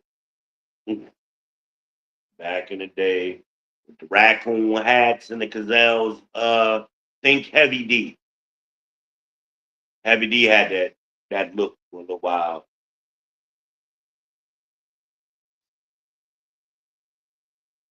That's coming out of the 80s. Oh my. I got long eyelashes naturally, and they sometimes be tickling against the lens. But anyway, yeah, I'm enjoying this conversation. I don't know how long we've been running. I'm sure it's been a while. Um, I really just had came. I was planning on going 30 minutes to test the gimbal and see how I liked it. I'm charging my phone now a little bit, so I'll turn the gimbal back on in a minute. But I like it. I'm gonna learn how to use it more effectively. I'm gonna get a little monopod, a little $10 monopod to go with it, so I could go outside, do a spin around, 360. That kind of. I think if I was doing professional photography, like, because I used to do a lot of realty shit for realtors. They shoot their own shit now, but in the beginning, they would hire me to go in. They'd have a house staged, an apartment staged, and I would go in and take all the pictures, wide angle. Used to be like a 10 millimeter or something is what I would shoot at, and high quality. I mean, the phones were high quality back then, and the cameras were high quality rather, and on the phone, and I would do it with my equipment, 10 millimeter Sigma or Nikon or something, and 10 by 20, so I could get it like I wanted it, and I would shoot usually in a corner to get the whole wide angle of the room, right? But with this, you could just do a spin around. Even if I'm taking pictures, that's why I would like to be able to just like tap it so that it would just moves incrementally, and I would just do that. So I would create a 360, right? And I know Microsoft had software at one time. They were testing it. I don't know if they still got it. I'm sure they do. But it would stitch it together, right? You can also do a video, a 360 video. I would do that. But at the time, video wasn't as common on websites as it is today. But if I was doing it today, I would definitely have one of these gimbals. It would be in my camera bag. Definitely be part of my setup. And the more expensive one, the 4-dimensional one I was telling you about earlier, I would definitely do that. with I would still be shooting with a Nikon. I would use the Sigma because I love Sigma lenses. And they were more cost effective than Nikons, and they were more tactical. They like a Nikon 10 millimeter will only be a 10 millimeter, and but the Sigma would be like a 10 to 20, and it would be just as sharp. It would be 1.4 or 1.8 aperture at 10 millimeters. That was my favorite. And my favorite photographer who I patterned myself after was Ken Rockwell. I love Ken Rockwell, man. Phenomenal photographer. Um, and then one of the biggest compliments I had is he left a comment on one of my photos on Flickr one time back in the day. And I was like, "Are you the real Ken Rockwell? Like for real? You ain't getting no check mark back then, you know." Word? That was a thumbs up, man, from one of the greats. I'm a hip hop photographer. That's what I consider myself from my culture, part of my culture. That's how, I grew up hip hop in the beginning. I remember we was out in the park on a basketball court battling, center court having rap battles, with your notebook walking around in your book bag. And that was me. That was me. That was me back in the day. I'm starting to get hungry, y'all. And I don't want to eat in y'all face. I do it now. I do it. But yeah, man, I'm enjoying myself. Like I said, I was in a funky place yesterday. What was going on in the bad news I got from my doctor's office, and then the termites, and then the damn dumbass conversation with Gabby's boyfriend and shit. Um, then the nigga made excuses. Now that I think about it, the conversation he and I had, like he gonna say, I'm keeping the commandments, nigga. You don't even know the commandments. Why you ain't married her yet? You fucked her, right? Then you should get married to her. What's stopping you? The courthouse is open Monday. What's stopping you? Go down to the courthouse, get married. Let me shut the fuck up, bitch, nigga. Can't stand these bitch ass niggas. I don't care what age they are. I can't stand them, y'all. Can't take them. Bitch niggas I used to punch in the fucking face. Real talk. I was that dude. Talk too much. And that's why I say to him today, I be listening to him like, you ain't never been punched in your mouth for talking too much, have you? Looking at him and shit. That's why I'm looking to the side. I mean, I'm flashbacking when nigga, you ain't never been punched in your mouth, have you? Talking too much. Oh, bitch nigga. That's where I'm from. Newark, New Jersey, East Orange, New Jersey, Irvington, Orange, Elizabeth. Shout out to Elizabeth. I never lived in Elizabeth, though. I hung out in Elizabeth. Roselle. I'm Jersey through and through. I'm all Jersey.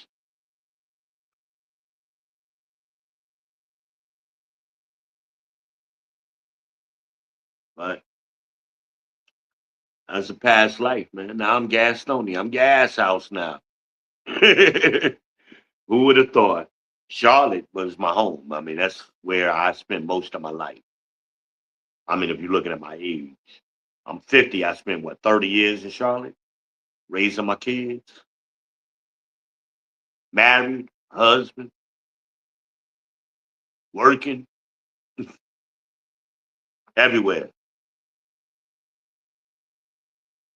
But that's what I try to tell now, speaking to you, young ladies, you women, you qualifying a man,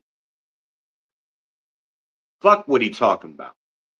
Let's see that resume, nigga. What have you done?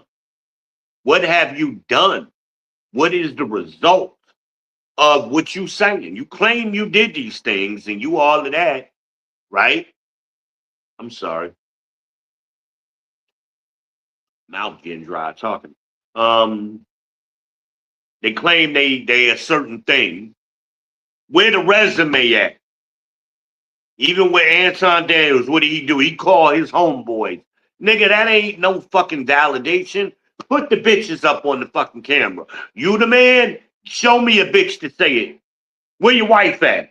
I ain't never seen his wife. A couple of people said they've seen her up on there. I hear her, but I ain't never seen her. How many motherfuckers have told you I'm the man? How many women have said it to y'all? I'm certified. I don't got to call my homeboys up, my cousins and shit, my brothers and shit. No, fuck them niggas.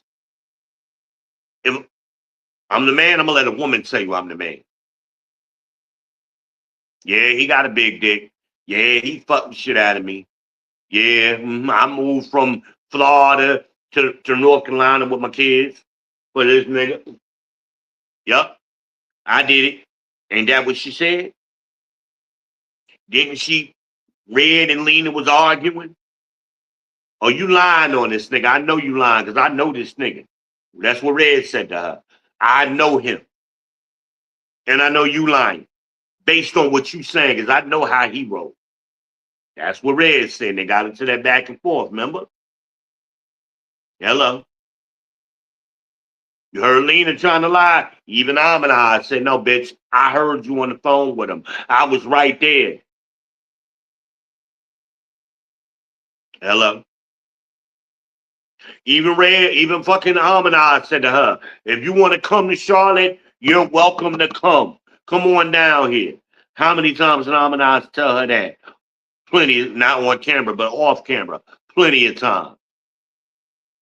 Then she gonna get up on camera and play like she's somebody else now, and it's a whole different thing. Like, so like she ain't talked to me in 6 months or some bullshit. What? Right? Aminaz is like, you was just on the phone with the nigga.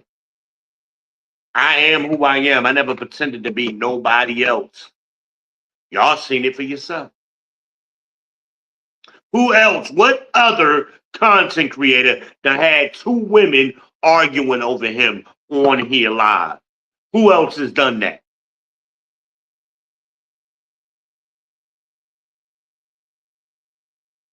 I'll wait. I got cameras all in my house. Trust me. I ain't showing it for free now. I can prove everything I say.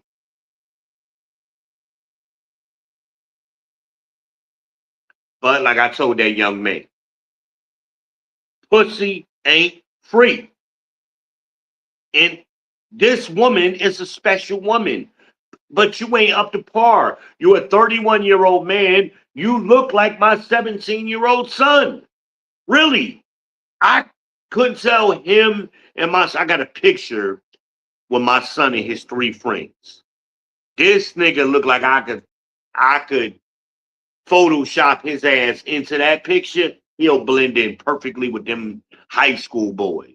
And he's supposed to be a grown man trying to lead, supposedly, this unique woman. How many women have y'all heard me say is unique and special? I don't throw that around lightly. She needs guidance, though. And he can't do it. She needed $20 for fucking gas the other day. Why did I have to give it to her? If this nigga is leading her and got her under his umbrella with the 4 P's. I would be embarrassed as a man if another man had to give my girl, my future wife I'm claiming to be, $20, she ain't got no gas in her car. I would be embarrassed if she didn't have gas in her car. What if she had an emergency with her 2-year-old son? She can't go nowhere because can't go get him no medicine from Walmart. She ain't got no gas. The fuck? This woman works 7 days a week, right? And she ain't. Shit, why she ain't got no money? Some of y'all may be asking, right? Hmm? I'm gonna tell you why. Cause she taking care of his ass, like a lot of y'all women do.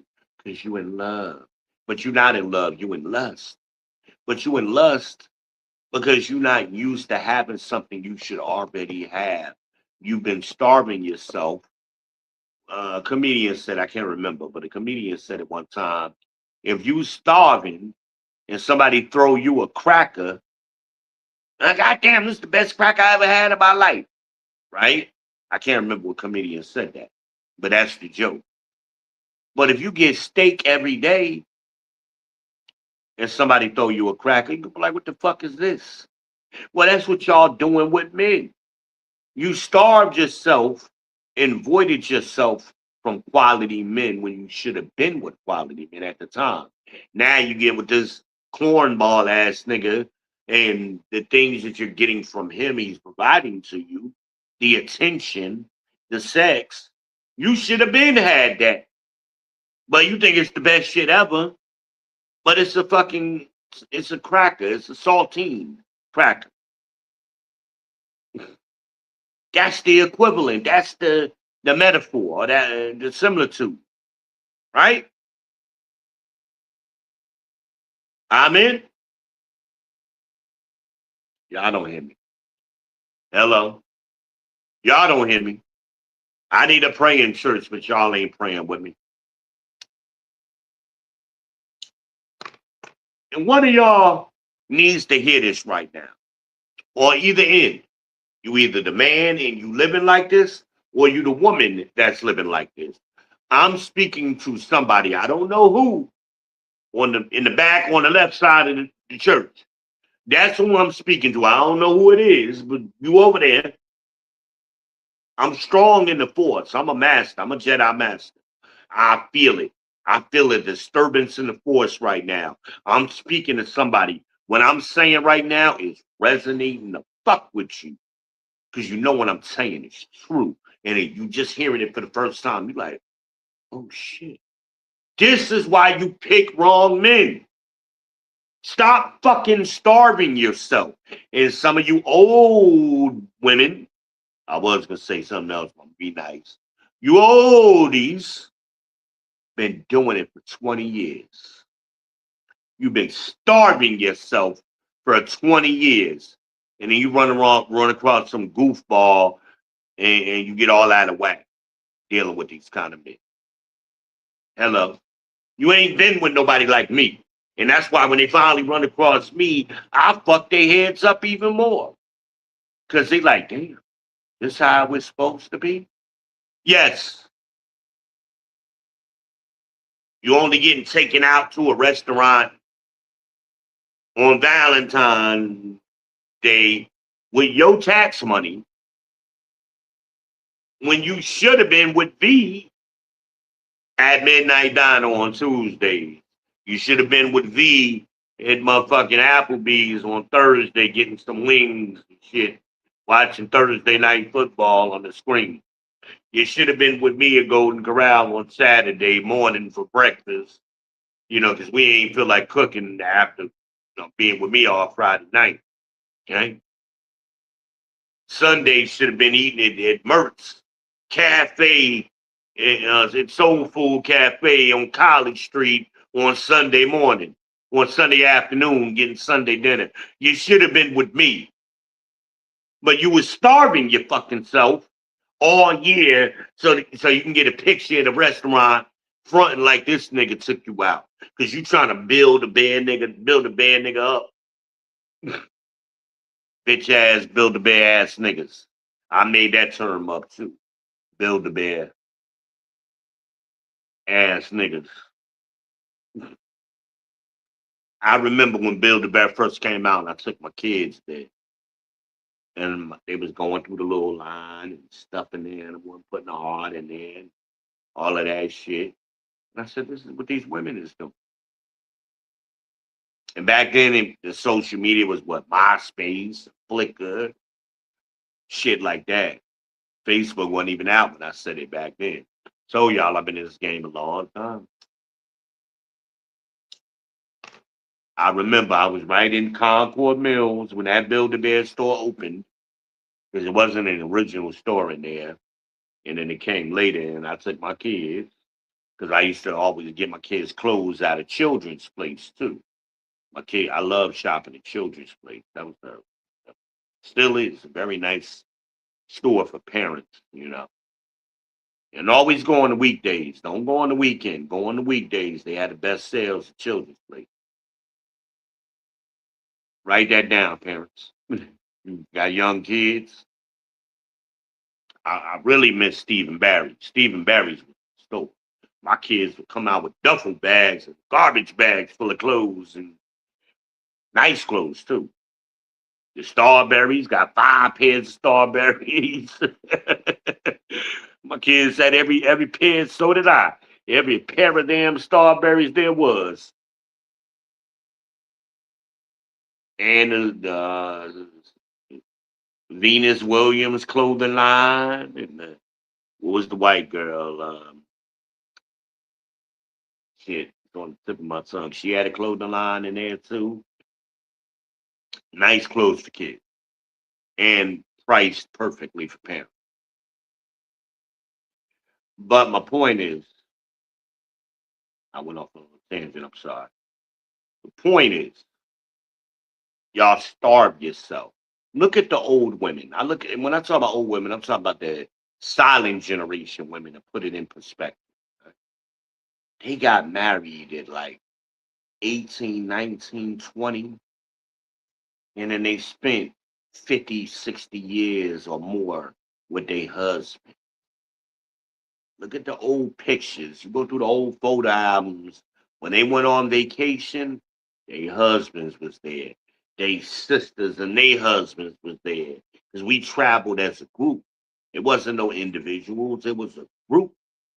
And it wasn't a group of single women. It was we're single men. No, there wasn't no bros back then. Wasn't no passport bros. We went as families.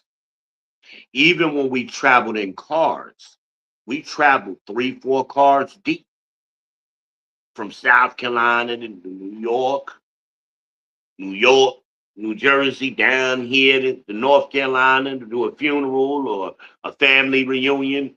We had 3, 4 cars deep. That's what black people used to do. That's when we had the black community. You didn't have to worry about your house when you was gone either, because your neighbors, we had the neighborhood watch. Everybody had each other phone numbers, and they had your relatives' phone numbers. So there was a problem with your house while you was gone. They done called you, your cousin in North Carolina. Hey, did they make it yet? Okay, when they get there, tell them to call me. We had, we had neighborhoods and community. Mm, that doesn't exist anymore. That died in '89. Shit, that was the last year. '89 was the last year. That was the remnant of it. But we moved a certain way. And as a woman, you were under protection nearly your entire adult life of a man, of a community. And that man functioned in that community and participated in that community, right? Your name meant something. If an adult seen you out somewhere and you was cutting up, as they say in the South, you was cutting up. I can speak Southern fluently, but I'm not right now. But if and I can speak Charlestonian fluently too. Anyway, if you was cutting up somewhere out in the neighborhood or in the city, somebody knew you, or they asked you, "What's your name?" And you better tell them your name and not lie. Your first and last name. Oh, your granddaddy's Thomas Bowen, ain't he? Yes, sir. Uh huh. Okay. And before I got home, on my way home, I got checked a couple of times if I was really cutting up. But damn sure when I walked in that house, where was you at? Wasn't you supposed to be at the park? Wasn't you supposed to be at Washington Park? What was you doing over there on Central Avenue? You wasn't supposed to be over there. Yeah. What was you doing? They knew everything. And you was over there cussing. Yeah, you got your ass whooped for cussing back then. But your father's name, your grandfather's name. Look at my kids, right? Veben Israel is my Hebrew name. My government name is Van Johnson. My grandfather's name was Lewis Johnson. My father's name was Van Johnson. My name is Van Johnson. My children's last name, all of them, is Johnson. My ex-wife's name, her name to this day, is still Johnson.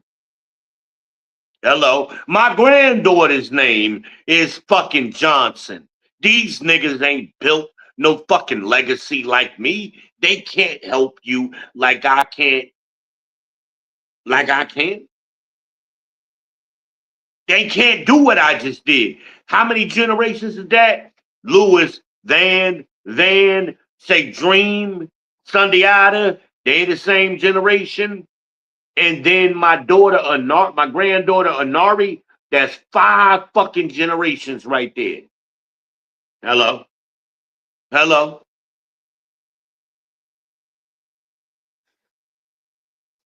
Want to do it again?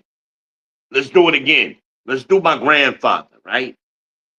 My grandfather's grandfather last name was Anderson, right? My grandfather's father, his last name was Bowen. My grandfather's name was Bowen, right? We have 3. My mother's last name is, well, her maiden name, Bowen, Bowen, right? Then it comes to me, Van Johnson, right? I'm the 5th generation. My kids are Johnson, 6th generation. My grandchild would, that's the 7th generation that I can calculate to. I'm going back damn near to slavery for y'all. How many people could do that? On their father's side, and I did it just now on my mother's father's side. Most black men don't even know their great-grandfather. Might have not even have met their grandfather.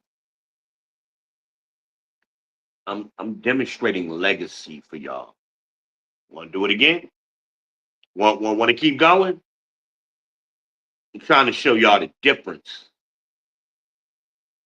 I'm giving y'all, women need to understand difference with different men. You got these little YNs out here, they don't know their daddy. I'm taking you back 7 generations on multiple sides of my family right now, right? Start with my grandmother's father, Roland McKay, right? My grandmother, Pearl McKay. Then we go to my mama, right? My mama. When my grandmother's maiden name was McKay, she became a Bowen. So she was Pearl Bowen. Then my mother was Vera Bowen. Then it led to me. I'm a Johnson, right? Then my kids are Johnson. Then my granddaughters are Johnson. 6 generations there. Hello. Hello. Legacy. I can tell you where the family churches is at that these people were at. I'm about 30 minutes right now from my grandfather's family church.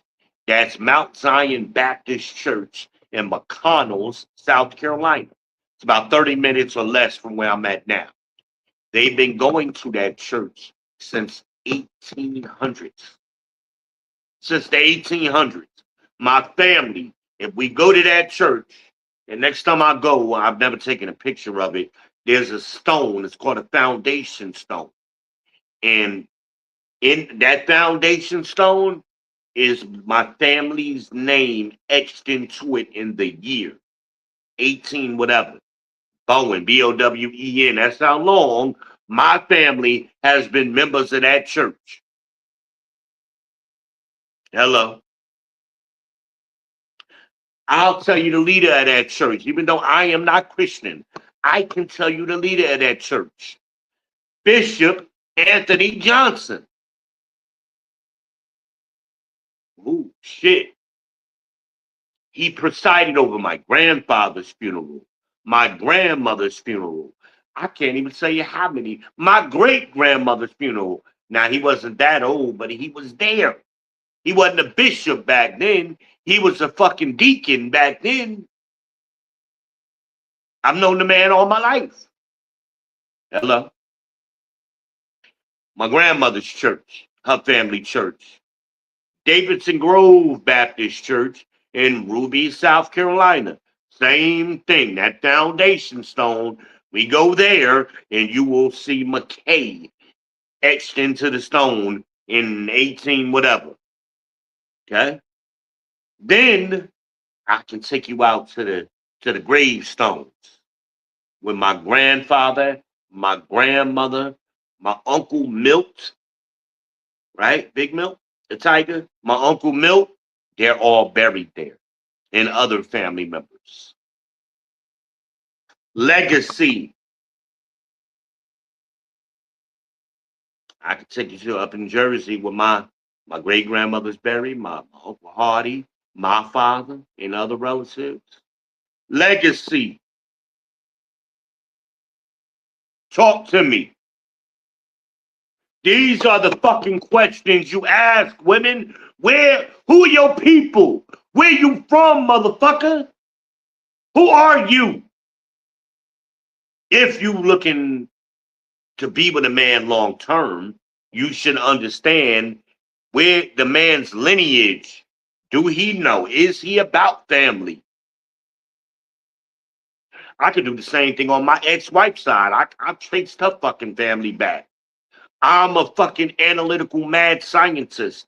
This is the fuck I do in my spare time. Genealogy and all kind of shit I research. And I've been doing it for years. Did my ex-wife. You can go on my family tree. I can pull up I did it one time on somebody's channel. I gave them my login information for my ancestry.com to look at my family tree. And I even had the pictures of these people. So it wasn't even just names, it's faces to go with the names on multiple sides of my family. My family tree is so fucking big on Ancestry. It's ridiculous how. And I ain't even added the younger generation yet. I ain't had time lately. And I made sure my kids knew things. And this is what black people going back. Let me bring it back around. Y'all ain't see it coming. Let me bring it back around. V ain't just rambling. What did I tell you earlier? Right? So, get my thought right.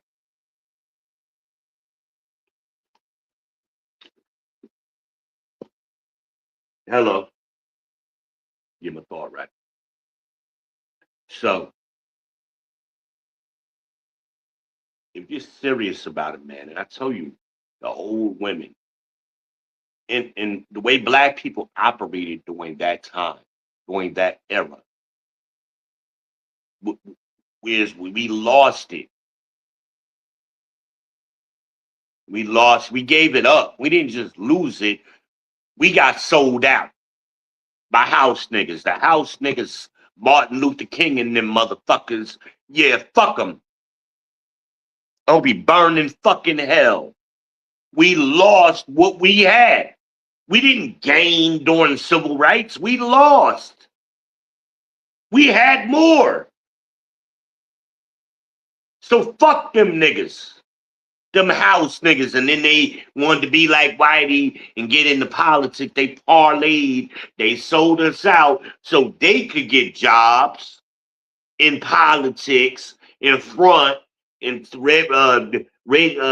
Jesse Jackson, fuck his ass, hiding babies and shit all 80 fucking 90 years, however old he was. Fuck him. They didn't do us right. And we got to stop glorifying bitch niggas. Yeah, I said it. Fuck them niggas. What have they done for you? What legacy have they left for you? Nothing. We lost. And we still haven't recovered. Because then they sold us out again with fucking Obama. We was getting better. During George Bush years, the early 2000s, we ended up becoming the highest home ownership that we have ever been in the history of this country under George Bush. Then Obama came in and sold us the fuck out. And we went in that short 8 years from the highest we've ever been to the lowest. And these kids coming up now will probably never, ever buy a fucking house. They barely can afford apartments on their own. That's what these house niggas, Obama did it, just like them house niggas like Jesse Jackson and them, and what's the other one that was in Congress all them years? Fuck him too. They walked on the bridge and shit. Fuck that nigga. I don't even memorize his name. They worthless. But they taught us all this bullshit in school during Black History Month. Fuck them motherfuckers. Fuck them. Put that right, stick it right in their ass. Fuck them. We lost, women. You gotta understand the difference between motherfuckers, between men. I'm a grown ass man, that's why I can say it. And I'm at the I don't give a fuck age. That's when you get 50, that's what happens. You get really young, give a fuck about much. You understand what's really important, and you cut a lot of bullshit out your life. But those old women, them baby boomer, the silent generation women I'm talking about, to be bringing it around, bringing it back to them, right? Boom, as Imagine would say. Imagine love that word. Boom. I'm gonna make a boom t-shirt. But they was protected. Sometime even before, well, they was protected all of their lives. Because before they got with their husband at 18, 19, 20-ish, right? They was under their daddy protection. They was under their granddaddy protection. They was under their uncle's protection, their brother's protection, their neighbor's protection, the community's protection. They wasn't hurting for dick. They wasn't hurting for attention. But these women today have starved themselves because of what the shit these bitch niggas let come in. And they sold us out, gave up y'all's protection. The legacy should be continuing. A lot of legacies got cut off. Ain't no legacy. Ain't no pictures of your mama and your daddy. I might got one picture I've ever seen in my life of my mama and my real father together. Now, I got plenty of pictures of my mother and my stepfather. They've been together 45 years. 46 this year. 46 in September. It'll be their anniversary in September. Right? That means I'm 50. They've been together 46 years. How old was how old was I? I was 4 years old when she got my stepfather. Right? My mother had me when she was 18. I was 4 years old. Add that together. That's how old my mama was when she met her husband. Just do the math.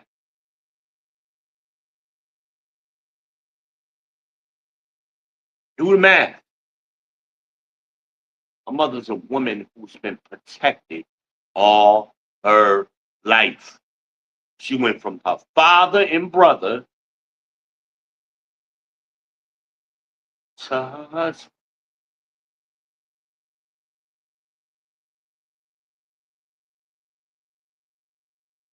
These women today may never, more than likely, because we're in single digits, as I predicted years ago, because we keep cutting the marriage rate in half and half and half.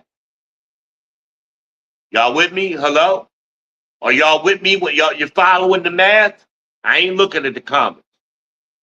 Just say you with me. I'll hear you. Nah, B, break it down. Okay. The silent generation women got married at a 90% rate. The baby boomer women got married at a roughly 50% rate. 45, actually. That's cut in half. Gen X women got married at a 25% rate or less. Skip over the fucking millennials. Just go to the Zoomers. They are getting married in single digits today. Right fucking now. Black community.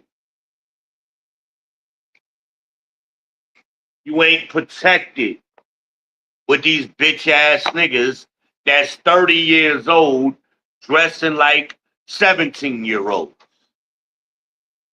What the fuck? I understand how I'm dressed right now. I'm in some sweatpants and a t-shirt. I'm laying in my house chilling. But when I get ready to go out that door, I'm going to be appropriately dressed.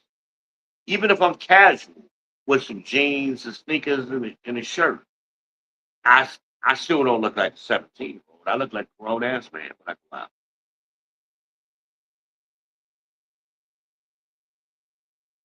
Hell, more so when I was working, because I was always in work clothes. And I shopped at Walmart. And I was sharp every day. I always got compliments. You dressed so nicely, a lady said to me once. Where you shop at?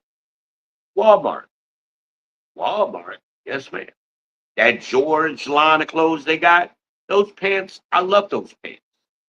They're inexpensive and they look just like the pants I would go to Macy's and buy. I'm not buying a Ralph Lauren suit. I'm buying some slacks to wear to fucking work. To me, it's more important having the quantity for the price. The price I paid for some shit in Macy's, I could buy multiple outfits at Walmart and look the same. And then every day they see me, I'm dressed a certain way. I'm clean. My shoes match my belt.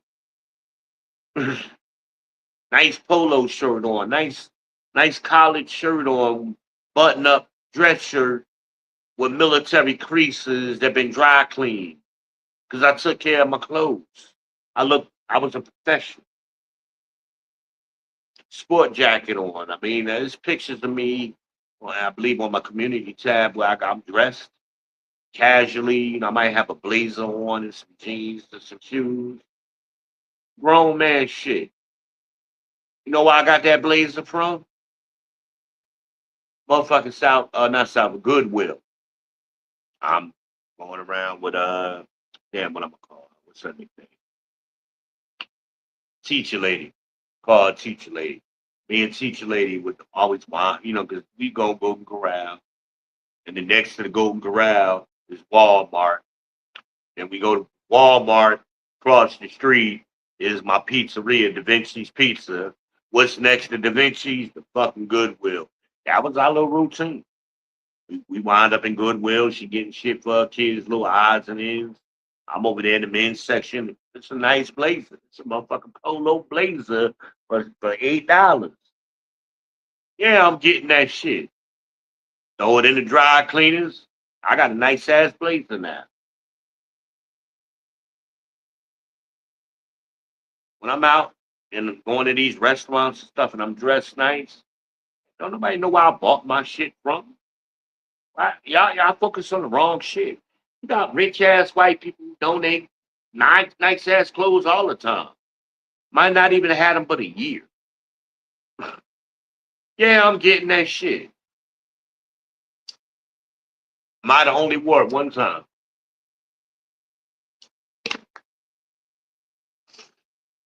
That's a little pro tip for y'all. Pro tip. Highlight that. Write it down. Highlight it. Pro tip. In parentheses. Teach y'all how to take notes. Write it down. In parentheses, put pro tip. Highlight that shit. Go to Goodwill. Nice jeans. I done got Tommy Hilfiger jeans out of there. I spend money on my kids' clothes. But on my clothes, I ain't give a fuck. Where I got it, man, I'm looking for the deal. I'm frugal than a motherfucker. I'm a cheap ass bastard. Throw it in the dry cleaners. Boom. Look brand new. I like the iron. It's therapeutic.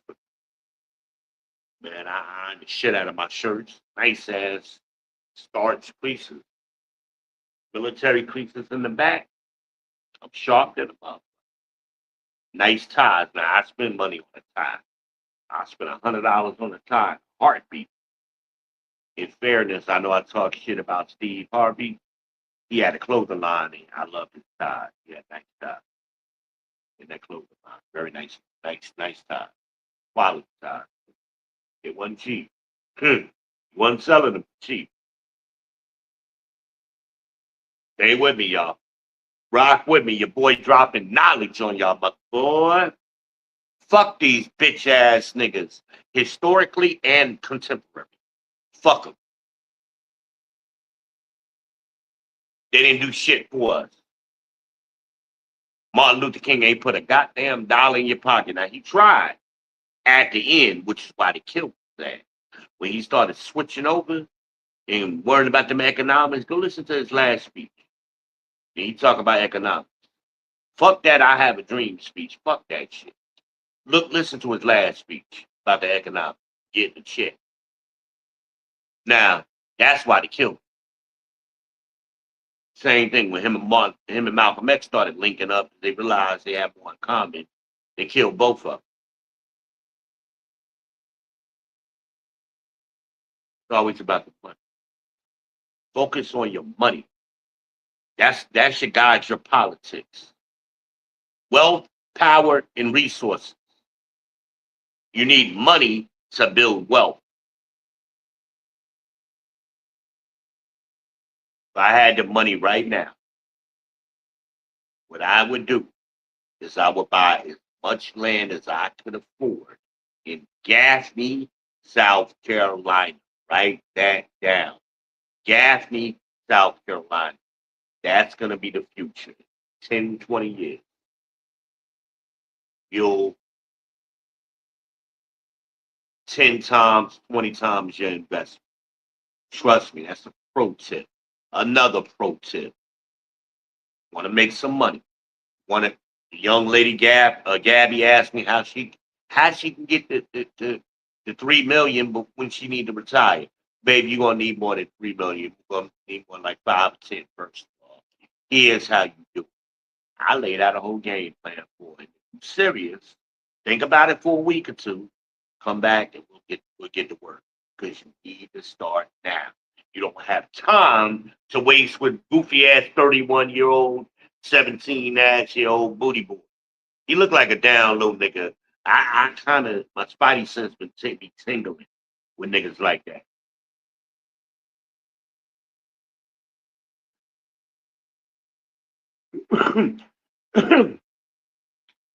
What Fred Sanford used to say, you're little light in the loafers, sugar in the tank, cosplaying me, and I'm offended by it. Nigga try to call me a good man. Get the fuck out of here, man. The fuck is you calling good? I believe in the Bible, and Christ said nobody is good. Not even him. Only one is good, the Most High. But no, shut the fuck up. Did you not hear me? a preacher's kid, you should know this. You ain't good. You telling her you good, but she coming in here listening to the truth. To the motherfucking Heisenberg of this ish. She listen to me every day, nigga. The last thing I would do, I told the nigga, I'm a monster. The last thing I would do is let that woman come see me every day. Nigga, he gonna be sitting out that car and being here with her fucking ass in my mouth. I promise you it's gonna happen. I assure y'all, I ain't never been wrong. I have never been wrong. Goofy nigga. I would bust my ass to keep my woman for having to come see me every day. Nigga, I'm a monster. I told this nigga that. And if you ain't a lion like me, you are the fool, nigga. Who the fuck? What? Am I crazy? He don't see me. I don't know what he see when he see me. I'm a monster. The ladies call me Cookie Monster.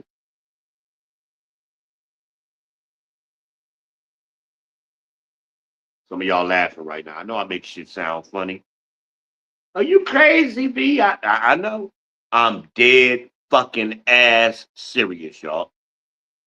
Do y'all not see me right now? Do y'all see me? You see me? Like Brown, look, Mr. Brown. You see me? You see me?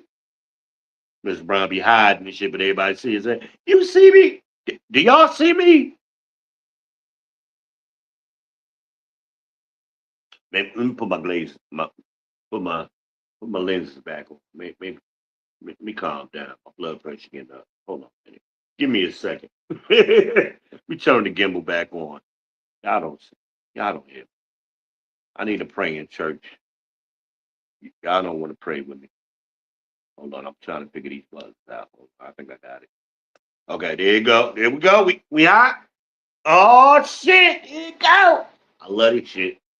Look, listen, ladies. I know I say things. I gotta be entertained, right?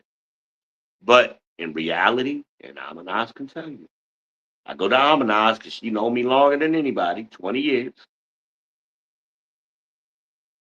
And well, I know people that know. Of course, I got people that know me long, but she's she my sister. Right? In case y'all don't, she my. I know her daddy. I know her mama. I loved her mama.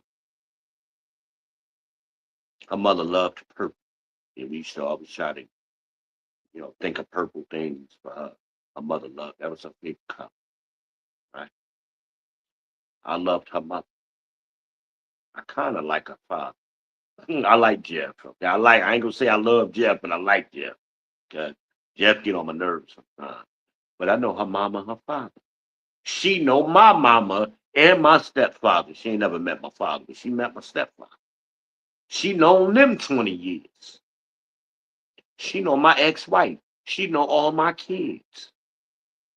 She know my grandbaby.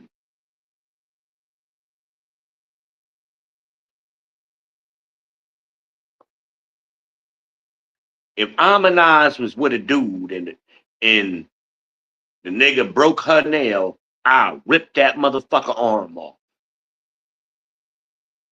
So when I tell y'all ask Amanaz, I mean that shit. I know her, she know me. I'm like this in real fucking life. This is my house. This ain't no studio. When the camera is off, this is still going on. This is real shit. This is how I am in real life. No matter who's around. Well, when my mom around, I get worse. When imagine they instigate me, right? When my kids, if my daughter was sitting right here, I would be talking exactly the same way.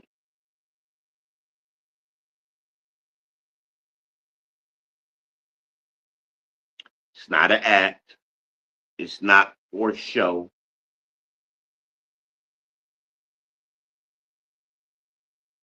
It's not pretend. It ain't make believe. It's not because I hit a lick and I'm building a brand. This is real fucking life. I'm sorry. I apologize. I'm getting a little rude. I've been on here a long time, so I ain't, I gotta roll with it. I'm about to get some more tea too. Matter of fact, let me do that shit right fucking now. Let me do it right now. Let me see if it'll follow me. Uh-oh. It's following me, y'all. Uh-oh, y'all with me? I like it. All right. See, this is my real fucking house, my real fucking kitchen, my real fucking ice cube. Right? Everything I tell y'all I do is authentic. And I love my little apartment. It may not be shit to y'all. I've had nights, trust me. But it's what I need for this time in my life. It's mine. It's all me. A bus around here.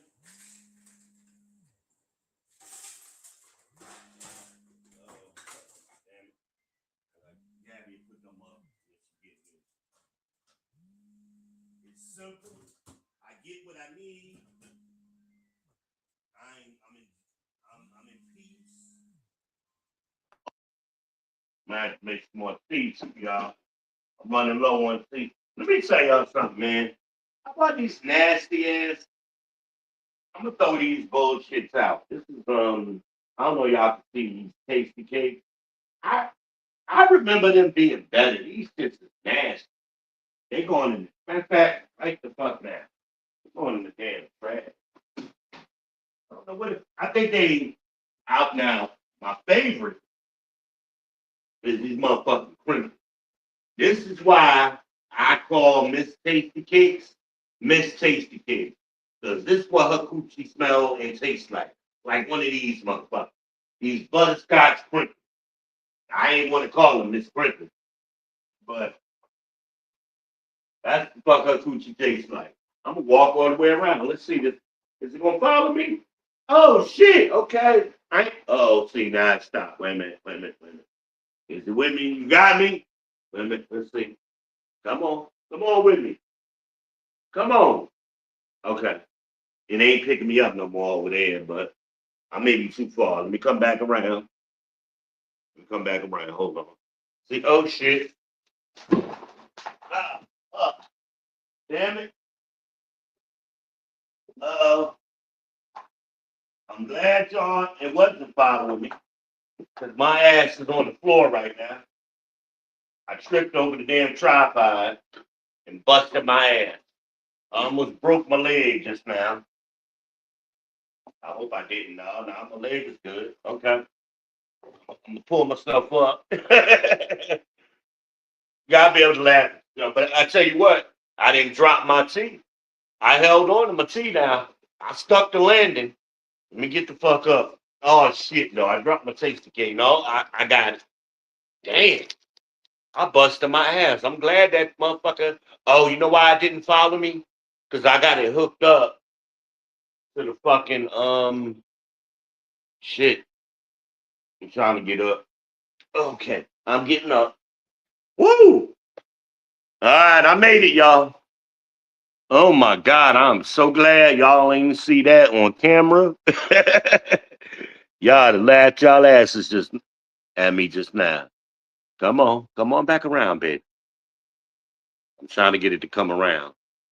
All right. Let me see if I can manually twist it. Hold on. Oh, okay, I can. Bringing it back around. All right, you got me? You with me now? You following me again? Okay, cool. All right. I busted my ass just now. Y'all would have laughed the fuck. You heard it, but y'all ain't see that shit. But let me tell you, this motherfucking see, I'm holding this bitch up. I'm falling, right? I'm falling, but I'm still holding my tea. No, I wasn't dropping this tea. Mm-mm. Ooh, no. I'm talking shit. That's what I get for talking shit. Fell on my ass, my big ass on the floor over here. I almost knocked down the shelf, tripped over this damn tripod. Let me close this shit up so I don't do it again. Oh my God. Oh shit! Let me put this bitch somewhere. Oh my god! I almost broke my fucking leg just now. You know, I don't. I just started walking good again. But I get off balance because of the neuropathy and the vascular issues I got in my leg. So I got to be careful. But I'm gonna have to walk this shit off in a second. But the camera didn't follow me all the way around because I got my charger plugged into the phone, and I think it was pulling on it. Let me unplug it. Okay. But at least it followed me to the kitchen, so at least I know I can do that. Oh shit, man! There's a few of y'all watching me. Oh man, I almost tore my ass. I almost had to go to the hospital. Y'all was gonna have to call. I'm in the hospital. Somebody's gonna have to call 911 because, hey, if I'd have broke my leg, that'd have been it. But I'd have still been live. Y'all would have just been live with the fucking ambulance people taking me out of here. And on the air, I'd have been like Imagine was with the fucking live, with the FaceTime when she was in the ambulance that night. She probably listening to me. I got a camera over here that's facing the wrong fucking direction. Hold on. Shit. Okay, my leg working. Leg still working.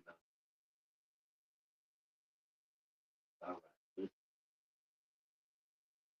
get the camera right. This, actually, I'd rather it be a defense and express too. No. Okay. I gotta get a longer cable because I burnt the other cable up, or it burnt itself up sometimes when it went bad. I gotta get another cable for that camera. It used to be longer. But anyway, I keep that camera angled for a lot of reasons, but one of the main reasons is Imagine can sign into that camera, and she likes to monitor me.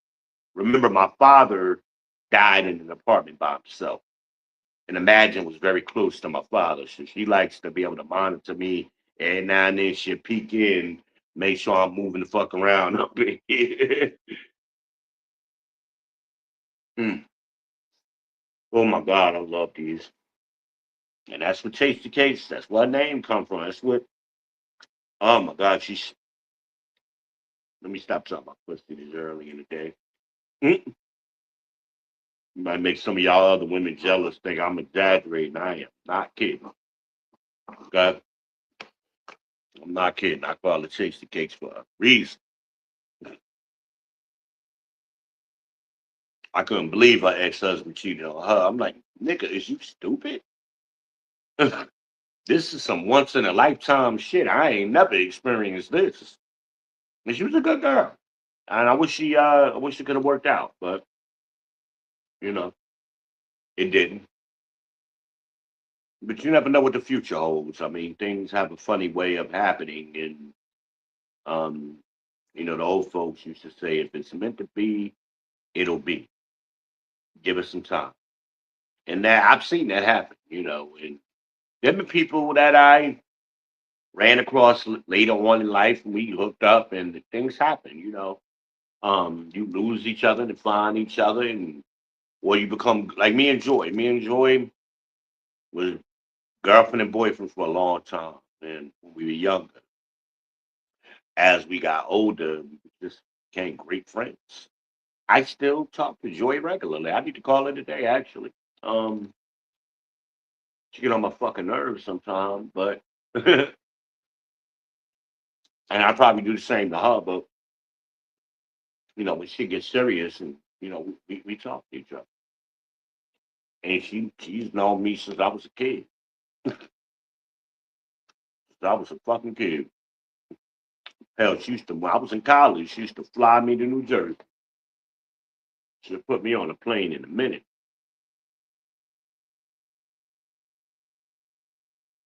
Like I said to y'all, I've been there, done it all. How many of y'all niggas can say a woman flew you out? Yeah, you ain't the man because you flying the woman out. You the man when a woman fly you out. So that's why I ain't impressed by none of that shit Anton be talking. That don't impress me. Goofy ass looking nigga.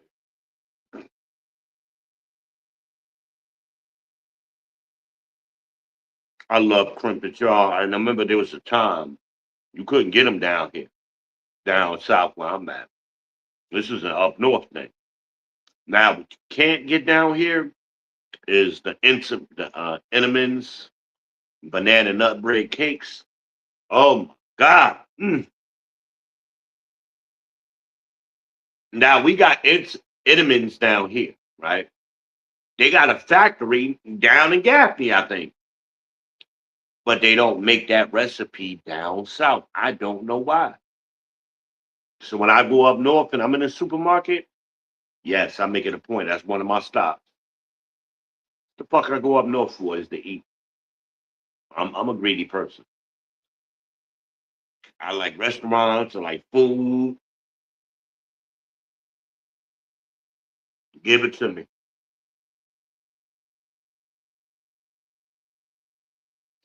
Give it to me. Mm-mm-mm.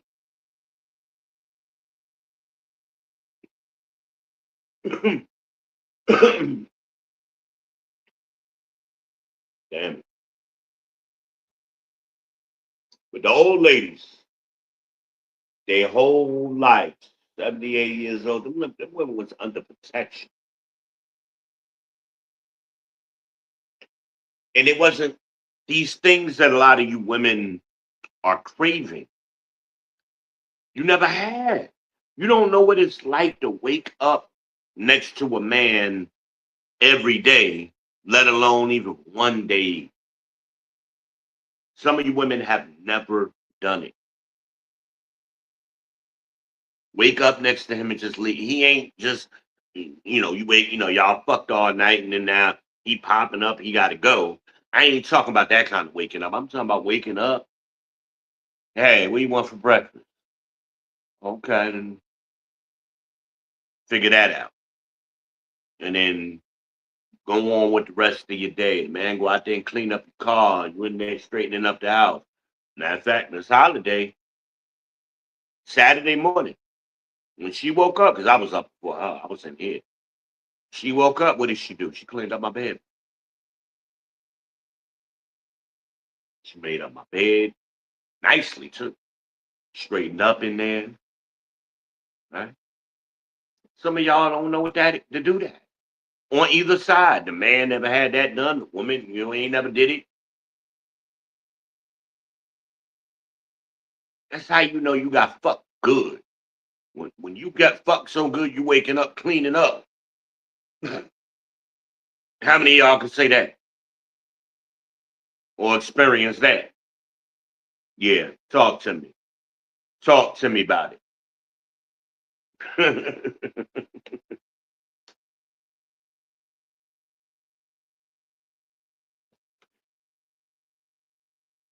Talk to me about it. You don't know nothing about that. Because you ain't experienced being covered, being under protection. You know, even men get covered. Because women have responsibilities and things they're supposed to do too. But y'all ain't, all y'all know is pussy. You got a little fuck. Okay, there's more to life than a fuck. And then y'all try to fulfill that need with animals and y'all dog moms, all these young girls. Having a dog is a family pet. It's never been white women used to do that shit, but we black women have been they had single dog, single black women with dogs and shit. That ain't a black woman thing. That's new. That was a white woman thing. But y'all got that need to y'all want to rule over something, and usually it's a male dog. Y'all want to be, y'all want to be masculine and the master of something, and so you get a dog, you get cats, and all of that foolishness. You barely can take care of yourself, but y'all in there buying dog food at Walmart, with your last $10 and stupid shit, wasting money buying expensive ass dog food too, because you don't know nothing about no dog. Growing up, Alpo is what we gave the dogs, or the ShopRite brand dog food. The fuck the dogs ate, and some kibble. My daughter got some dogs. They got 2 dogs now. I told my daughter know how to raise. We had dogs all her life. I used to always have pit bull. My daughter knew, hey, exactly what to go buy. Buy the kibbles and bit. Dogs love kibbles and bit. Buy that shit. Fuck all that other shit. That's what you feed the dog. Well, everybody got their own opinion. That's mine. But her girlfriend don't know nothing about no dogs. My daughter lived in the house with her mother and her father, her brothers and sisters, and we had always had a dog. I bought a dog for security. My dog had function, right?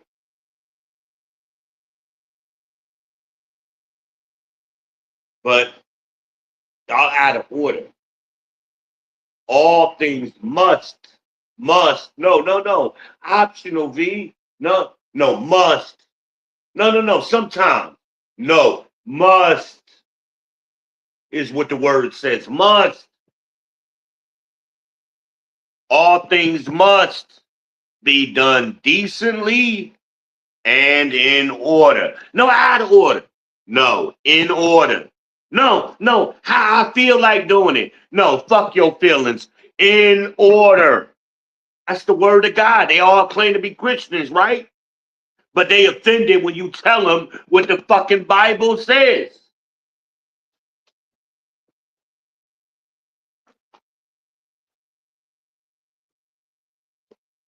They don't read the Bible. It's right the fuck here. Wait a minute. The damn screen popped up for me. Wait. Oh shit, I got this thing. Okay, it's gone. They don't know what the Bible says. Because they don't read the fucking book. They don't read it. They don't study it. They don't take notes on it. They ain't researching the context in other books. They don't know what the fuck they talking about. And then when they see it, they don't want to do it. Because that means they got to change something. That's what repentance is. Changing your shit. So you could get what them old women got. Bringing it back around. Boom. Boom. Y'all don't hear me. Y'all don't hear me. Hello. But God. Hello. I ain't make this shit up. It ain't me making it up. I'm telling y'all. I heard one of y'all, V, take your medicine. You just ate that doggone thing. Yeah, I hear you. Shut up. Leave me alone. I'm cooking. Let me cook. Shit. I hear you. I'm strong in the force. I heard your mom. Say what you said. Anyway, somebody right now, that ain't no food. Yes, the fuck it is.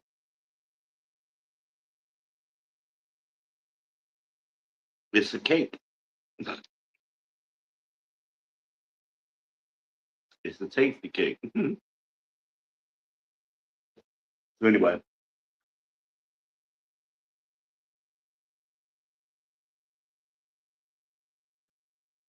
the older women,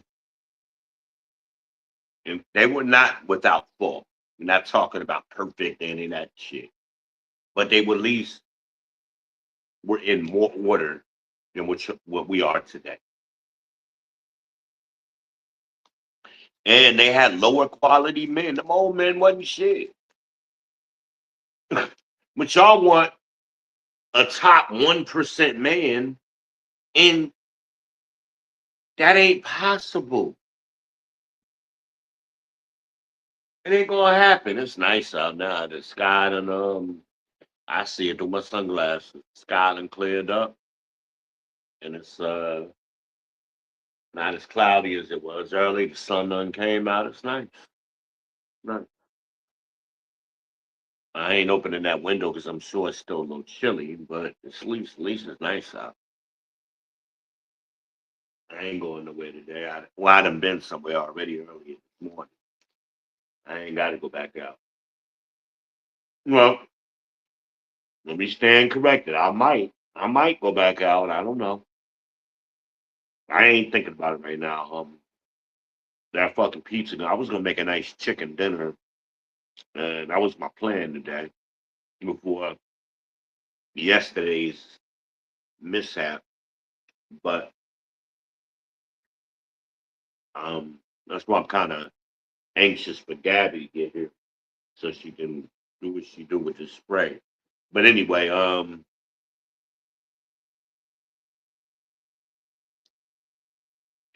trying to swallow this cake. We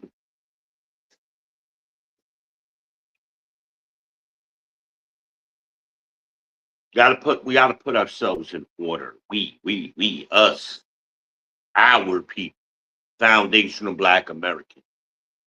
And I speak to the bitch niggas because I got daughters, and my legacy needs to continue.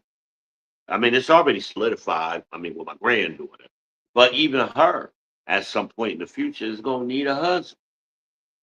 She gonna be 10 this year. In 8 years, she gonna need a husband. Yes, you need to get him early. That's probably I see on these dating sites all the time. These old women.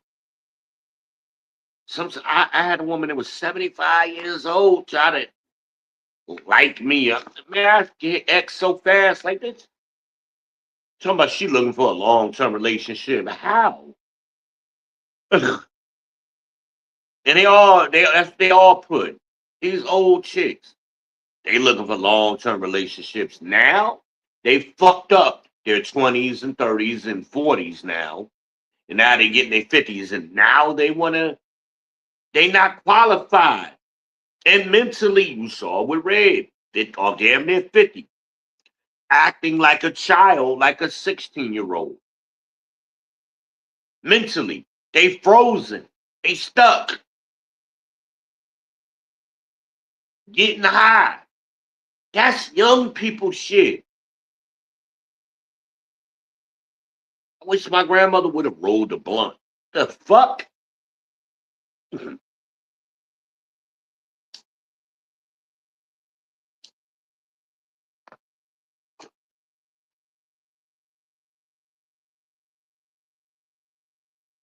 It's one thing, I believe, to have a vice. That's everybody got vice, right? I got one right now, right? But your vice can't consume your whole life and dominate in your life where that's an integral part of how you operate throughout the day.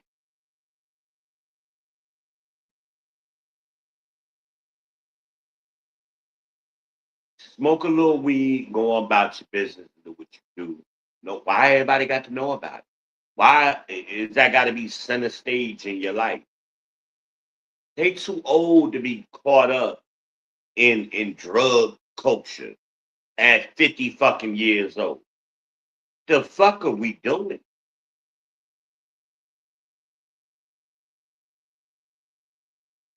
He damn sure ain't gonna play in my face with no pussy. You ain't gonna be butt ass naked walking around my house and I ain't getting no pussy. Willingly. You better be willing and eager. You better be throwing that shit at me. I ain't begging for shit. You here in my house. You gonna make it to the finish line and then give up before you cross it? Who the fuck does that? That's stupid. That's the same thing. That's the metaphor. You here now. You butt naked. Like cross the line. Do what you came to do. Why are we playing? Open your mouth. Let me check your tonsils. Say blah, blah, blah, blah, blah. Say that and shut the fuck up. And I don't want to hit it. You done yet? No, you better be eager and willing. You better, mm, bitch. If you suck my dick, you better swallow.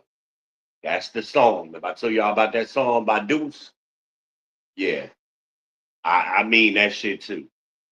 Bitch, if you suck my dick, you better swallow. I want you to get every motherfucker. drop out of that motherfucker. And don't be throwing my shit like it's a grenade before I bust and shit. No, this ain't no grenade.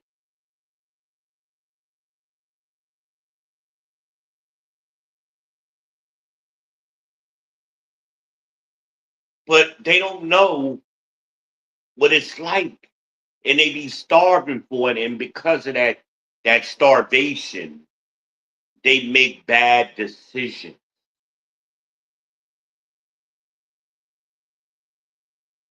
And then you got the other chicks that be breaking the coochie because they want a vibrator to replace a man. A vibrator is a is a quick fix. It's a band-aid. It'll get you, the nigga, he out of town right now kind of thing.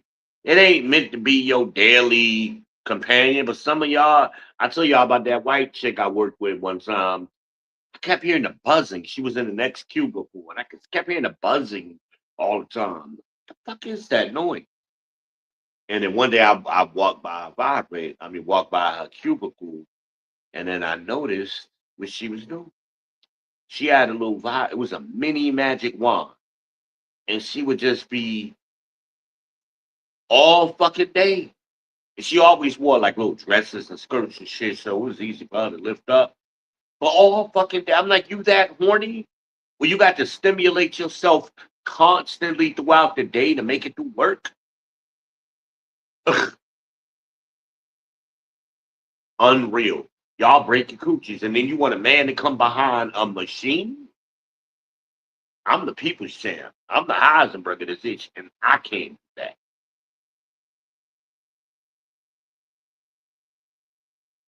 You get 15 minutes of fury with me, baby. That's what you get. You get 15 minutes of fury. You get about good. That's depending on you, depending on who you are. Now, if it's Tasty Cakes, I eat her pussy all night. I just love them. I put ass to sleep, but regularly now, give good 30, 45 minutes ahead. I got to do a thorough job. I got to make sure and then I got to do an inspection afterwards. It's a whole thing. But I take about 30, 45 minutes. Good inspection. I'm being that motherfucker like Mike Holmes with an infrared camera and some tool bags and shit. That's me. That's how I show up. Metaphorically speaking. But I'm still moving. What happened? What happened? Why it ain't moving? What's going on? Oh, it might have, I think it got an auto off feature. Let me turn it back. Or it's dead. It might be dead. Because I have been using it for a while now. I'm sure it don't last that long. Okay. Well, I need to plug it in. That's probably what I need to do. Let's go ahead and do that. But I like where it's positioned right now, so I'm gonna leave it right there. But with a little charge at. Boop. And I love that it's USB-C, like every fucking thing else. That's the standard now. I can't stand when I get something. They got a proprietary, like another kind of device, but they got a proprietary, you know, chart. Like make everything fucking USB-C like everybody else. Why you got to be different and fuck it up? Like my cameras, my doorbell camera got a. It's not a USB-C. It's a micro USB-C. And these cameras are the same way. They got a little like it's slightly different. But it don't bother me with the cameras because they usually stationary. I put them where I put them, and they just work. So they don't bother. It don't now the doorbell bothers me because every so often I gotta take it out and charge it up.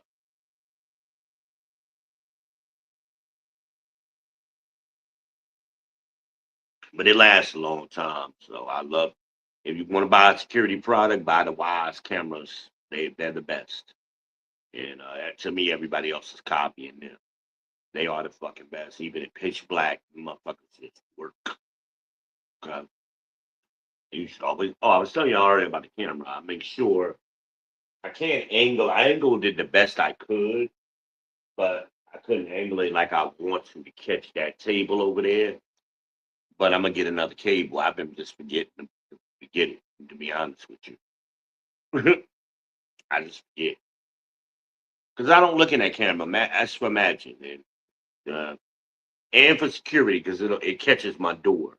So you should always have a camera on your front on the entry doors into your house because if you don't have proof that somebody broke into your house or it don't matter. I remember I was working for CPI and one time and guy broke into a house here in Charlotte and he the dude was walking down the street with the TV. Police couldn't do nothing to him. Where you going? Oh man, I had to move and my car broke down, so I got the TV out. Okay, where you going? Over here. And he did, and but come to find out he had broke into the people's house. But there was no proof that he was ever in the house and the TV was in the house. There was no proof of it. You gotta have proof.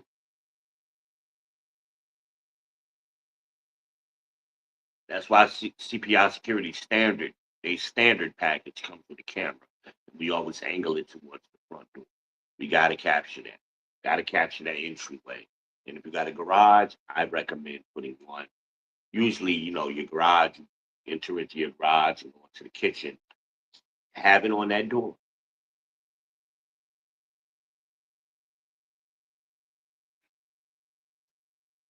These cameras come with 14 days worth of storage in the cloud for free.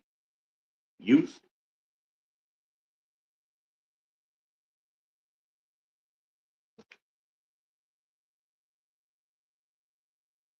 All right, y'all.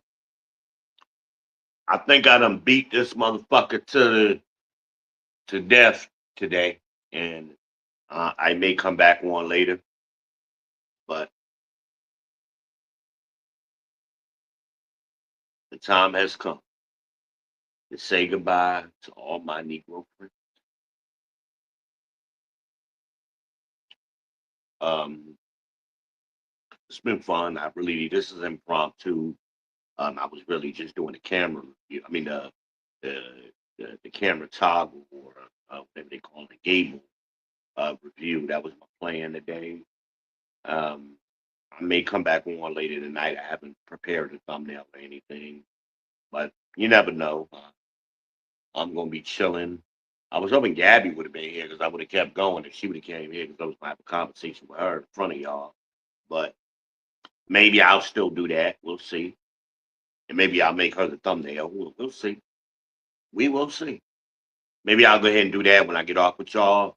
I'll go ahead and do a thumbnail for Gabby just in case. And then I'll go live again. And you might get a hat trick today. We don't know. Who knows? It's the first day of the week, baby. Maybe I'll start out strong. I don't know. But it's been fun. On your way out the door, make sure, excuse me, you hit the like button, hit the subscribe button, smash that bell, right? Share it to your socials. That's the Facebook, the Blick Block, the Niggagram, all them shits. You know what I'm talking about. Subscribe, share, all that good stuff. Make sure you subscribe to the other people I mentioned. I think I only mentioned Almanaz today. And G Bear. Make sure you check out G Bear. Let them know the People's Champ sent you. We've been Israel, the People's Champ. I am the host of the People's Podcast. This is your space. And maybe we'll do a panel or some more. Y'all want to come up later, but we'll see. I am your host of the People's Podcast. I am B Ben Israel. But you can call me B.